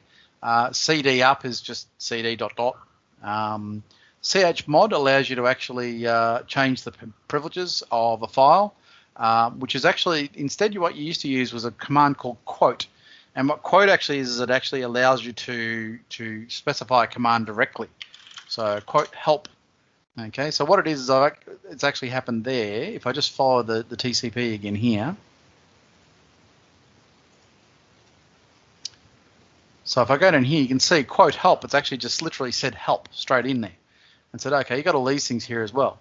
Okay, but you can actually see, just looking through here, you've got abort, short for abort. So abort a transfer. So it actually allows you to control a transfer. Delete files. ePort and ePassive will be extended port and extended passive. You name it. So you can have a look through this. You can learn about FTP. You can have a play with it. So all I did for that is I did a sudo apt install vsftpd. Okay, so you can do that yourself as well. Okay.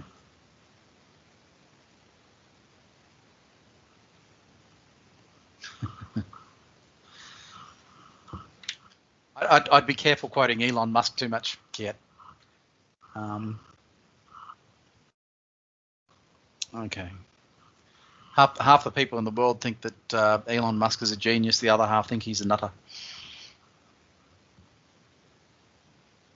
So what the transfer in ASCII is if I do, where are we?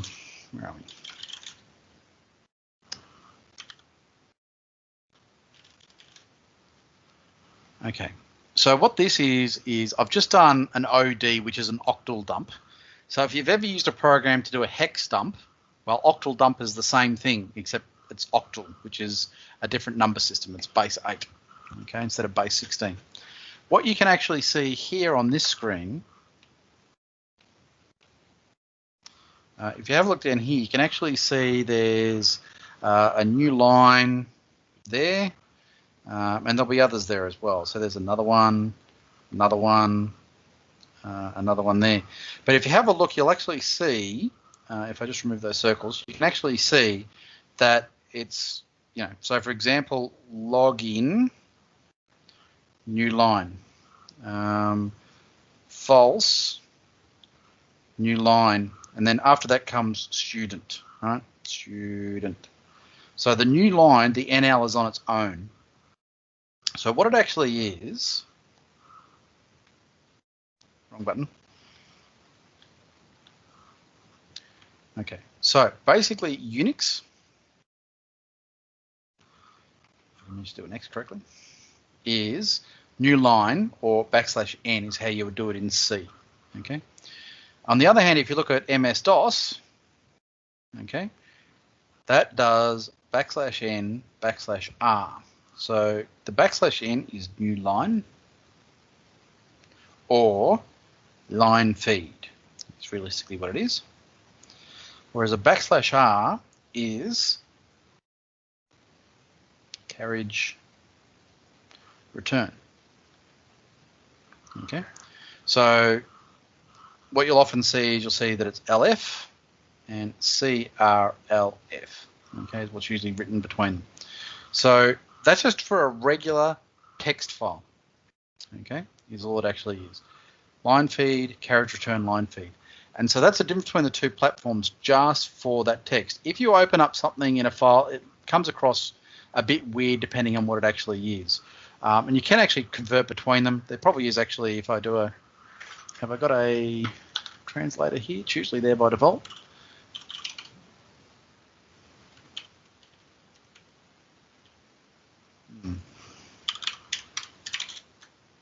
Program. Okay.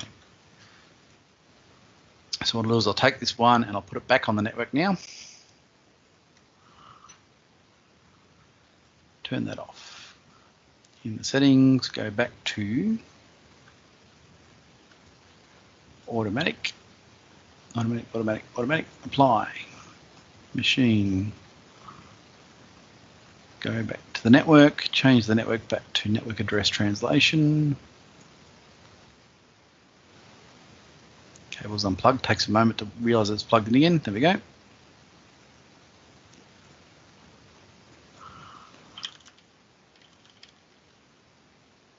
Okay.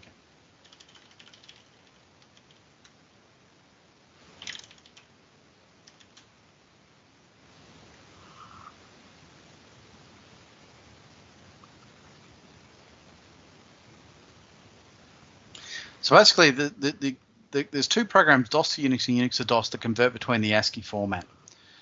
So if I go in, whilst that's waiting, simple text, Unix. This is a Unix file, has a simple, and that what does it have per line? Okay. So has my other one finished? Yep. Okay. So if we look at that one, there's that. I should then be able to go Unix to DOS. Simple MS-DOS. Simple text MS-DOS. Okay. OD minus A, simple text MS-DOS. What happened there? Oh, I know one. Okay. Because it's overwritten the original one. Ah, okay. So I've opened up the editor. You can see I've got Control M's there now. Okay. So let me push them out so I can see them next to each other. Simple text Unix to simple text MS-DOS, DOS to Unix. Convert it back the other way. Simple text Unix. Unix version, MS-DOS version. Okay. So you can see this is a Unix file. What does it have per line, right? So there's new line, carriage return new line, carriage return new line. So you can see it's actually that double in each one. Okay, so there's a difference in how text files are represented between platforms. They're not all the same. And you'll actually see that. You'll see that if you do a dump of a HTTP transfer as well. You can see the HTTP uses carriage returns in there as well. The ordering doesn't really make a difference. You'll see if you look at what I wrote before. You'll see I said \n\r, so line feed carriage return. I've then said carriage return line feed, so they're actually in reverse. And then here you can actually see it's carriage return new line, but you will see very commonly new line carriage return as well. So it depends on what you're looking at. So carriage return new line is what's converted it to. Every network protocol I've ever looked at does it the opposite way, new line carriage return. Okay. So basically line feed moves it up one line, and then carriage return moves the cursor to the start of the line again for the next one. So Unix only needs one, whereas DOS needs them separately. Okay. What do we get up to here? Security and privacy of email. How much time have I got? Okay, I got just under 20 minutes to go. Yeah, so you can pay for other people like G Suite and so on, or Amazon or Microsoft Exchange, which is Microsoft 365 now, I think it is.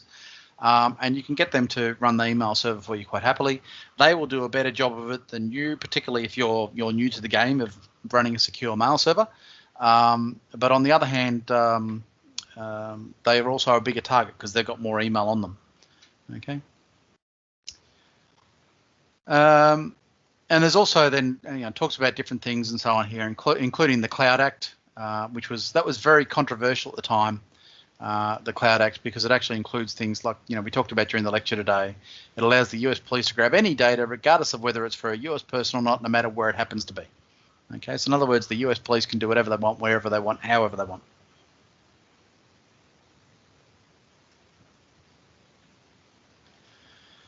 Email-based attacks. The first email worm, the Happy 99 worm. In terms of worms, probably the most common worm is what we call chainmail. If you ever receive chainmail, please just delete it. Do not forward it on. What chainmail is things like the lucky message. If you forward this email on to 50 other people, you will be lucky and this will happen, sort of thing, right? Don't do it. Okay, don't involve in it. There's also a couple of them around the place which are basically pyramid schemes. So basically, take the first person on the list and send them a $1 note through the mail, and then delete it from the list and then forward it on to somebody else, whatever it happens to be. These sort of things. Do not participate in these things. Okay, whatever you do, just delete them, move on. So that was the first. There's various worms. And it would play around with WinSock. So WinSock was sockets for Windows, the original access to the internet for Windows. These days it's built into Windows itself. This sort of stuff was very common as well. So loveletterforyou.text.vbs. And the reason why this was very popular, and it's still true today, Windows likes to hide the extensions because the extensions are just an indication of the type you don't need to know. And you'll happily open up, there's nothing stopping you from opening up a .text attachment. The fact that Windows has hidden the VBS, so it's actually a program that can actually delete all the files on your computer, is a little bit different, but Windows hides it from you by default. But there's been a lot of work to try and fix that sort of stuff up and make it harder. But yeah, I still don't know why Windows by default hides all the extensions. It's a bit silly. eFail is another one that was there. Phishing attacks in general, and different types of phishing attacks. Spear phishing, whaling, vishing, smishing. Now, vishing is not an email attack. It's voice systems. Okay, somebody actually rings you up. And I've actually been vished before. I should clarify. I've had an attempted vishing attack against me before. I have not been vished. It was very close though. What it actually was in my case is if you know those telephone services that you ring up, and you get the automated voice on the other end, it's always the same sort of female voice that's there. And, press 3 for this, press 4 for this. And basically, whoever actually was vishing attack against me, it actually had that there. And what it actually was it was such and such a bank. And basically, there was an important message for me. All I had to do was type in my date of birth to actually get access to it. And the bank happened to be my bank, which I think was just lucky. But basically, it got to the point where I actually had picked up the phone and I was ready to actually type my date of birth, and that's where it clicked in my head, where I actually realized, hang on, why would the bank contact me in this way when they can talk to me quite happily or send me a letter quite happily? And then I realized, how can I authenticate the bank? So whilst they're asking for my date of birth so they can authenticate me, how can I authenticate them? The two-way authentication. And it really was a case of that I couldn't. And then I realized, well, if it's important, then I can hang up safely here. But also on the online banking from my bank, you can actually send them a secure message and ask questions. And so basically, I actually hung up the phone. I went in and actually put a message to them via the secure messaging and said, I just received a phone call that said this. Is this you? And they said, no, that definitely would not be us because we'll never ring you in that way. And then the next day on their security bulletin, it actually appeared on their security bulletin. on their webpage. So they basically had taken action on the basis of my report and put in an alert for everybody so they knew that that was there, because it definitely wasn't them. That actually looked into it and checked it. So that's how good a phishing attack can potentially be, is that it happened to be my bank. I mean, if it had said another bank, so if it said this is ANZ, for example, I would have gone, yeah, whatever. I don't even bank with ANZ. It's like I still get phone calls today that says, this is Telstra, your internet connection is going to be disconnected because you haven't paid your Telstra bill. I haven't paid my Telstra bill in, I don't know, about 5 or 6 years, because I haven't been a customer of theirs in 5 or 6 years. But I still get those phone calls, right? So you have to, have your wits about you in all forms, whether it be SMS. A lot of people get hit by SMS. A lot of people get hit by voice and so on. You need to have your wits about you all the time. And hidden URLs is also another one that's been a problem over the years as well, where basically, you click on a link and the link says one thing, but the real URL is something else. There was actually a problem for a number of years with URLs that you would click on, because they would actually incorporate the backspace character. So I don't know if you realize or not, but the actual, so when you type in something and then you press the backspace, there's actually a character associated with that. Now, if I press Control V on the keyboard, then I can press any character and it'll just show me exactly what's there. If I press Control V, backspace, I get that. That is the backspace character. It's actually a character that gets sent through and then it interprets that. So whenever it sees Control ? It does backspace, right? There's also delete. Okay, there's delete for you. Okay, so there's Control V home. There's the home for you. Okay, all sorts of things, right? So this is just the characters that we're actually used to that are actually there. And some of them, if you know what some of them mean, so if I go V square bracket C, okay, that actually resets the screen, okay, but it also, it's got something in there, but we won't go into that, okay. So all sorts of things go on, but so one of the problems with the backspace key is that people used to have URLs that incorporated the backspace key, and so what it would be is, http://hackerisus.org/ and then it would have www.deakin.edu. But then what it would actually have is it would have backspace, backspace, backspace, backspace, backspace, whatever was required. So when you actually viewed it, it looked like that, even though in reality it was that. Okay, so it was basically, it looked like a Deakin URL, but it's HackerUs. So that was actually a hidden URL. Okay, it was completely invisible to whatever you were doing. Okay, and that was very common.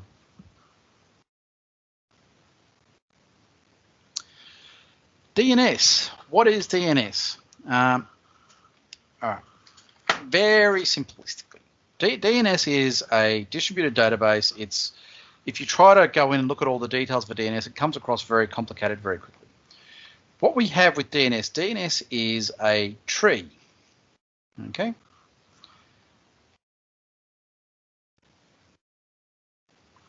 At the top of the tree is dot. Oops. Okay, there's our dot. Okay, that's what starts at the top. What you then have after that is what's called the top level domains, TLDs.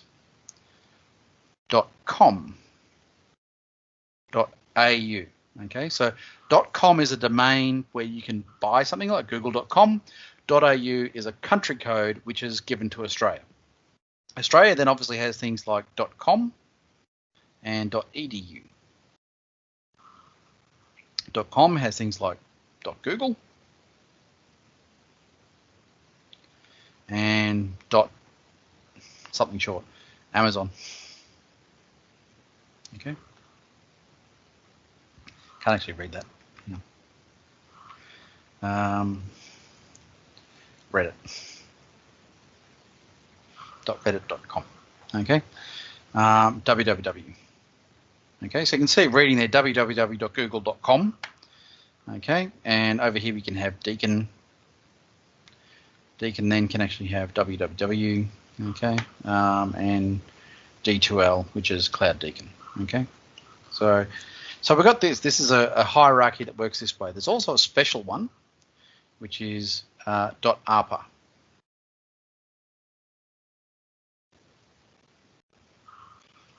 Which has as part of that .INADDR. Now, this is a special one because this is used for reverse lookups. Okay, is what this one is. Okay.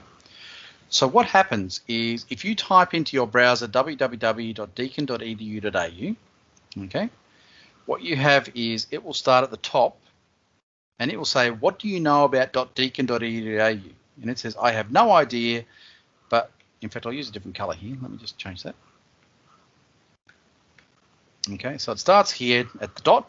What do you know about deakin.edu.au? Okay, I don't know anything, but go ask the .au server.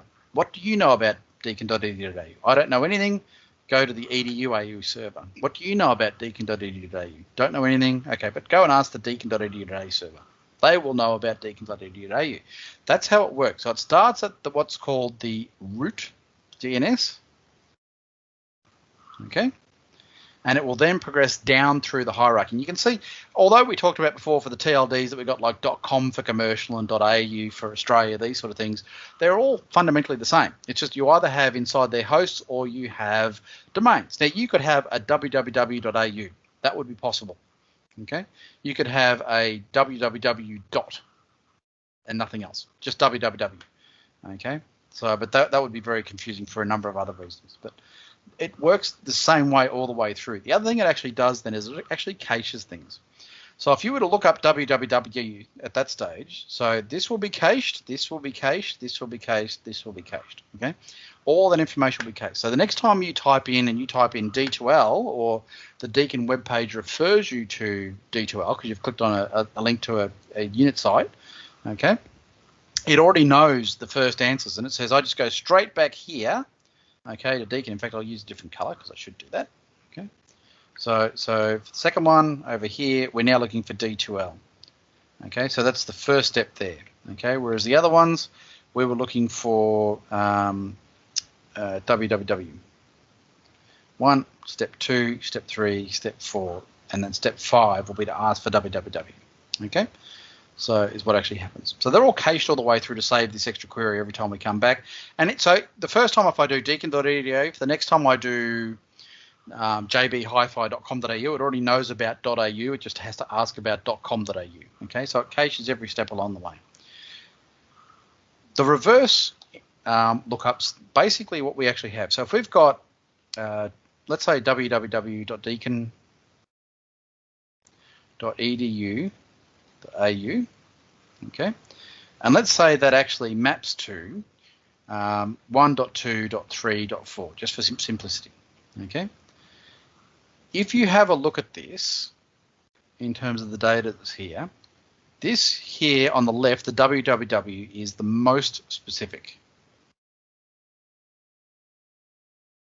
On the right hand side, this is the most general. Okay. Now, what I mean by that is the most specific, the www refers to one site, one location. The most general .au refers to everything, or not even specifically .au, but realistically, what's at the end there is actually just dot. Okay, there's actually a dot at the end there. It's just that the dot is implied. Okay, so the dot means everything. The most specific, the www is one location. For IP addresses, okay, they're in reverse. Okay, the most specific is here. Okay, that is the individual device is identified by the final value, the final bit actually in that there identifies an individual host. Whereas over here it's the most general, but it doesn't have the equivalent of a dot there. So the way that DNS works it is, because you can see this is basically flipped, is what it does a forward lookup with a flipped address. Okay. So the reverse lookup would in fact be, okay, so forward lookup is www.deakin.edu.au. So forward being saying, there's my address, what's the IP? Okay, what's the IP for that? The alternative is the reverse lookup, and that would be 4.3.2.1.inaddr.arpa. Okay, so that's the reverse, and what it asks for there is what's the name. Okay, so that's how that works there. is, so what it does in terms of DNS is to do the reverse lookups, it actually turns it into a forward lookup by flipping it around. And we can actually see this. You can actually play with it. You can actually do whatever you like with it. You just need to know how to do it. So here's a command prompt. Let me see if I can make those fonts a little bit bigger. Where are we? Properties, font. Give me something a bit bigger. Something chunky. That'll do. It's a bit easier to read. Okay. So one of the commands we can actually use is NSLOOKUP. Okay. So what this actually does when I type this command in, I can actually, before I do that actually, I'll just get out of that. NSLOOKUP www.deakin.edu.au. Okay. So what it actually does is it gives me all this information here. Okay. What it actually says is there is a non-authoritative answer. So there are authoritative answers and non-authoritative answers. An authoritative answer is an answer that comes from Deakin's primary or secondary name server. A non-authoritative answer is an answer that is drawn from cached information. Okay, so it has not come from the authoritative side. If you type in something for the first time, you'll get an authoritative answer. Type it in for the second time, you should get a non-authoritative. So let's see, reddit.com. I might have been on there on the last couple of days. Okay, so it's not authoritative. What I've not looked at. .com.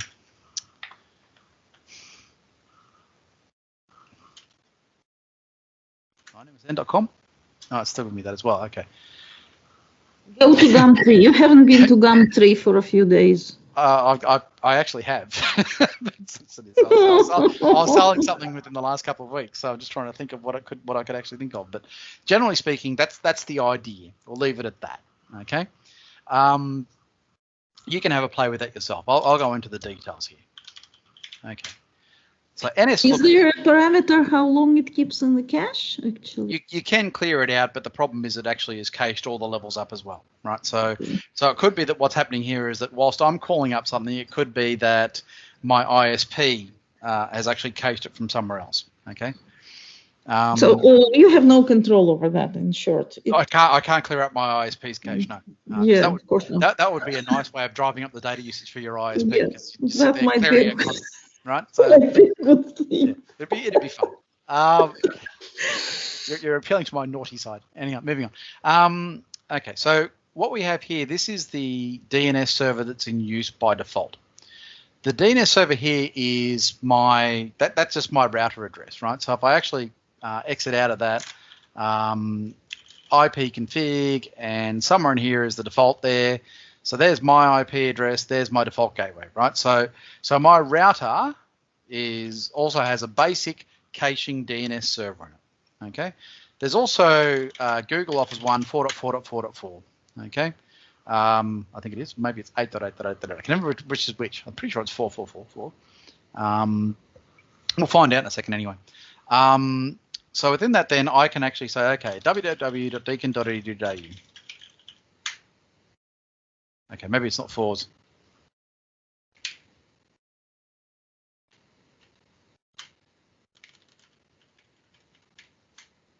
There we are. Okay, so now we've got the Google DNS. Okay,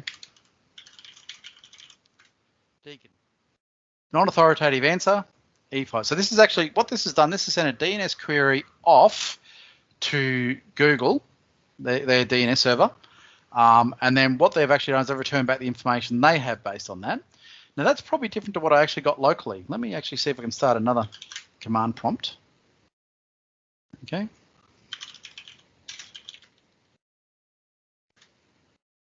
Yeah, it's different. See the difference in the IP address? The reason why is because Deakin uses a content delivery network, CDN. And so it's Akamai. Okay, a lot of organizations use Akamai, Microsoft uses Akamai, you name it, right? So Google's DNS servers, whether it's in Australia or overseas, I can't tell you. I'm guessing it's probably the actual main Google site in California. And so they see one IP address there, whereas here I see a different one. Okay, maybe what that possibly is. But what that is actually a specific type of record. That is an A record, okay, or an address record. But I can actually type in other ones. So what I can actually say is, so if I type in deakin.edu.au, okay, what I'm getting there, notice that I put a dot there. A dot just says that's the end of it, right? That's where it finishes because that's the root domain, right? Deakin.edu 128.184.216.201. That's actually, the 128.184 is actually a Deakin IP range. Okay, they own 128.184. everything. Okay, is what Deakin actually owns. So you can actually see that's Deakin itself, whereas the www, it goes through to Akamai. If I do d2l.deakin.edu.au, okay, so that's not Akamai, that's Brightspace. Brightspace actually own and run Desire to Learn. Okay, so Desire to Learn is actually hosted by Desire to Learn. They actually run our Cloud Deakin as such sort of thing these days. Okay, that's where that is. So it means if they do any security updates, it's immediately in place and stuff as well. So that's a good idea for that one. You can see there's 2 addresses there. 2 addresses come back to my computer, so it will randomly pick one of those to send me to as it goes through. I can also do other things. I can say set the type to be an SOA record. So what an SOA is, you can see just there in the web browser behind there, it's start of authority. So the start of authority says who is, give me all the information about the domain itself. Now here I typed in deakin.edu.au back here, right? Deakin.edu.au and it gave me an address record because that's the default query type. If I type it in again, deakin.edu.au, I get the start of authority record for Deakin. It's actually different instead. Okay, so I get primary name server is actually Akamai. So Deakin does not serve its DNS directly, but what it does is it serves the actual CDN provides that information. But what you would find is this will just be replicating stuff out of Deakin. It'll be an authorized secondary server. It'll pull down copies, then serve it to the world. It'll be a service that Deakin's providing because it means that Deakin IP address ranges are all available even if the Deakin network goes out, so you can tell what's going on. Responsible mail address. Now, this is an email address, but it may not look like it, okay, because there's no @ symbol here. And the reason why is because it requires a rule which says take the first dot and convert it to an @ Okay, so it's actually itssystems@deakin.edu.au. So ITS is the old name for eSolutions. Okay, so our eSolutions is what we call our central IT group these days. It used to be called ITS. Okay, Information Technology Services Group, ITS. Serial then is a version number. Okay, so if I update a name to IP mapping for Deakin, I have to update that serial number because that tells everybody that I've changed. Okay. What we then have is secondary name servers and primary name servers. The primary name server has the database. A secondary will then download a copy, right? So, and this information tells it what it needs to do. Now the brackets is not part of the configuration. It's just a translation, right? So every 3 hours, what will happen is a secondary name server will try to get in contact with the primary name server to say, has anything changed? Okay. If it can't get through, it will try again an hour later. Okay. If it still can't get through, then 30 days later, it'll say, nope, Deakin's gone. Deakin doesn't exist anymore, and it will delete it. Okay. The 5 minutes here, that will be the NX domain, I suspect. And what that will actually be, the NX domain is an NX domain response is when you put in something that doesn't make sense. Okay, so if I go back to the address type and I go that.deakin.edu.au, okay, that's non-existent domain. NX domain is the result that actually comes back from that, right? So that's what we actually get there. But before I typed in deakin.edu.au and I got 128.184.216, I can do a reverse lookup. Now, a reverse lookup does not give me an address record. It gives me a pointer, and it points to another record. Okay, and I can now do the reverse lookup, 201.216.184.128.ina.arpa. Okay, and so you can actually see that address there, the 128.184.216.201 is Deakin Hub, hub.deakin, Cloud Education, Cloud Campus. Note this is .deakin, so this is things that Deakin have done. eLive.deakin, so eLive is Illuminate Live, which is what we actually, I think that was our old lecture recording system.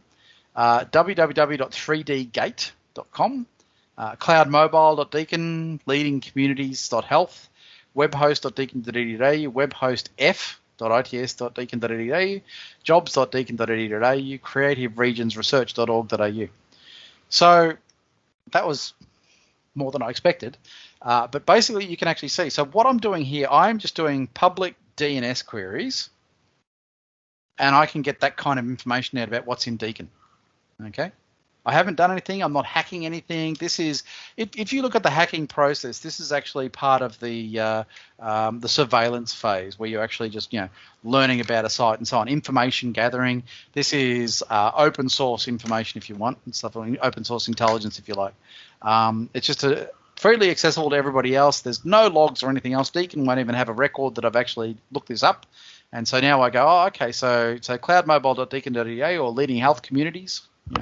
I can go and have a look at Deacon and see if they've got a website that's maybe hackable or something. So leadingcommunities.health. Let's try that. Leadingcommunities.health.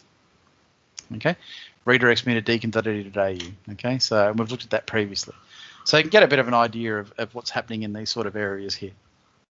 So that's DNS. So one of the problems we have with DNS is it sends a query and then it comes back with the answer, but you can't validate the answer. And the solution to that then is when we actually deal with DNSSEC here.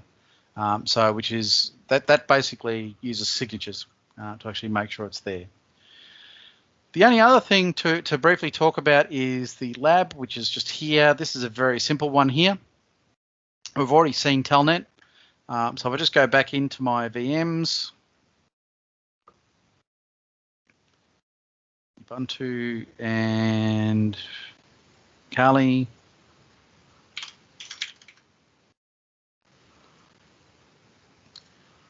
Etacap -G.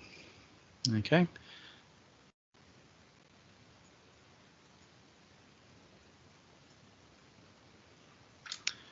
Sniff that interface.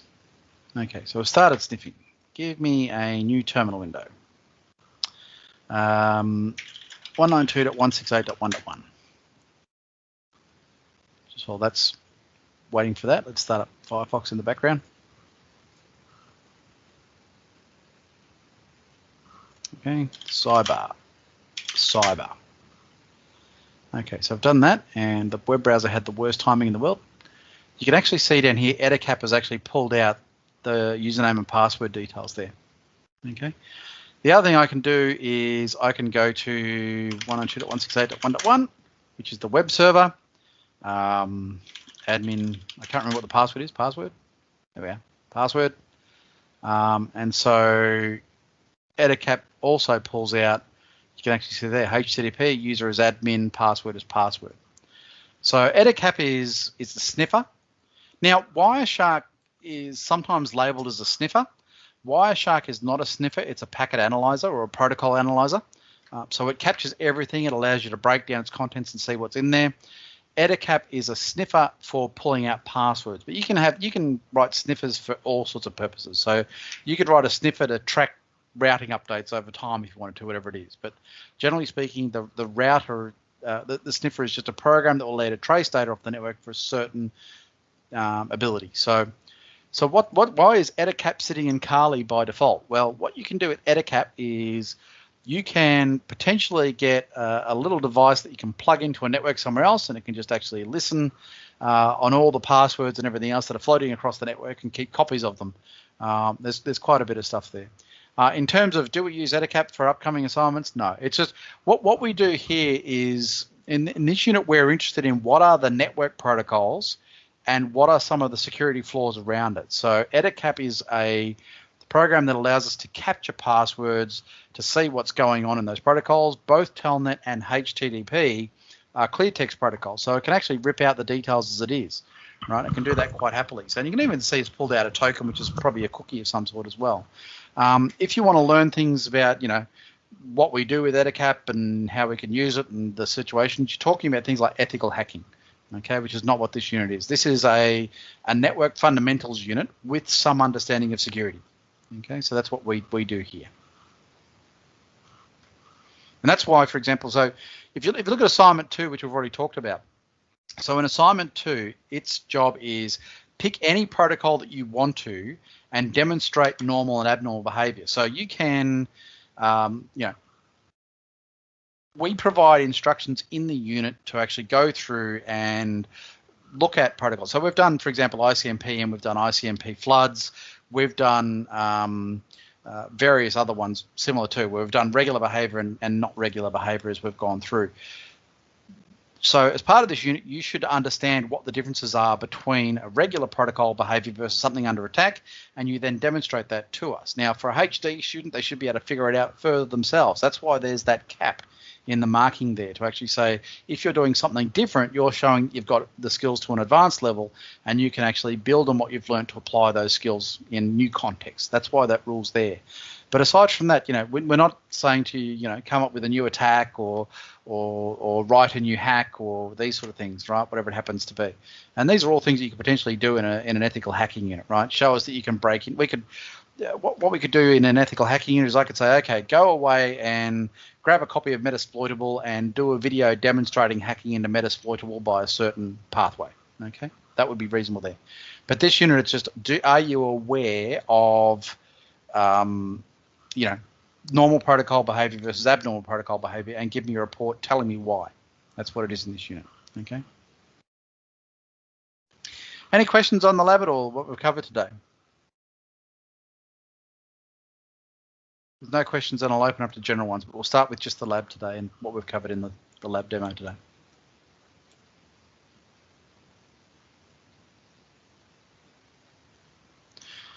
Okay, any general questions?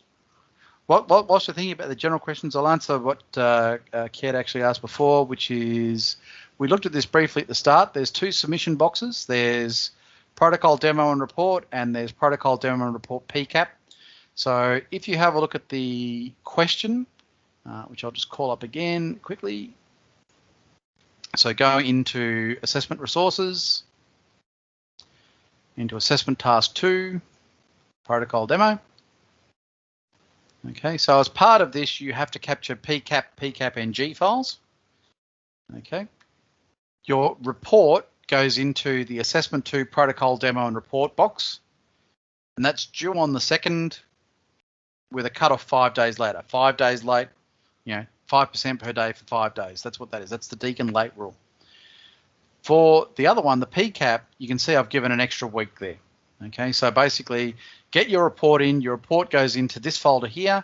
You can then extract the PCAPs after that and actually upload them there. Okay. Can I just? Yeah, you can do a TCP three-way handshake. It's just written at the start of the actual assignment. You may select any network protocol, whether examined in the unit or not. The only thing to be aware of is if we've actually shown how to do the attack, then you miss out on some marks. You can't get the advanced answer. You can't get the HD here, here, here, and so on. It's in most of them, okay? What the difference is if you add up all the marks to go from this one, the 75%, to this one, the 100% for all of those, then it adds up to, it's 18.5 or 18.75, okay, is what it actually is. But you can demonstrate that whatever you want. So in terms of the TCP three-way handshake, we showed a SYN flood. So because we actually went through and actually did a SYN flood, if you do a SYN flood, then you wouldn't be eligible for these marks because we've covered it, okay? If you did a different type of TCP attack, so if you did a TCP session hack, if you did a reset attack, if you did a FIN flood, these sort of things, then yeah, they're not covered by the unit. Okay, so that would mean that you're eligible for these. Okay, I emphasize eligible. Doesn't mean you're going to get them. It just means that you open those up as a possibility, assuming you've got everything in the lower levels. Okay, and it's also the same for the PCAP. The PCAP's also here. Okay, PCAP must be submitted. PCAPs must be submitted. So if you can't get the PCAPs out, then you're not eligible for those. You can only get the pass for the for describing the packet captures. Okay. Any other general questions? Did that answer your question, Kate? You've got your hand up there. Oh, okay. Yeah, just wanted to ask about the assignment. What do you mean by PCAP? Can we actually save what we actually captured? Yes. So here is all the stuff that I was capturing before. Yeah. Stop your capture. Yeah. Okay. File, save as. Okay, my hacked protocol. Okay, if I then go and have a look, my hacked protocol PCAP NG just means new generation or next generation. Okay, but that's what you need. Okay, so what you can do in this case in your own VMs, if you have set up, if you're using the pre-built VM for Ubuntu, I've already set it up so that you can actually extract files out of there and stuff sort of thing. So it's already that you can actually see the right edge there is on the right edge of the browser. So this has already got the extensions that it needs to be able to work with things like file exports and stuff. So you can just set that up through your machine settings, and then it's shared folders. Okay, you can just add them in there. Okay, and then when you boot it up, they'll be available. Okay, that's actually covered in the assignment question as well. So in the assignment question, here it actually says, if you want to be able to do it, you can use download and install the build essentials, all this sort of stuff, so then build it and install it, and then you can actually go ahead and share things that way. Okay, share a folder, blah, blah, blah. There's also then a note down here is if you don't want to do all that, the easiest way is just once you finish all your captures and everything else, you've got the PCAP saved, just reconnect your VM to the network, right? Just as though you're going to download something. And then from here, you can actually just start up Firefox, okay? And then you can log into Deakin from here, okay? So whenever it wants to come up. So it'll get there eventually, but you get the idea. So there's a few different ways, and they're all detailed in the assignment there as well, okay? Okay, thank you. So basically, the PCAPs are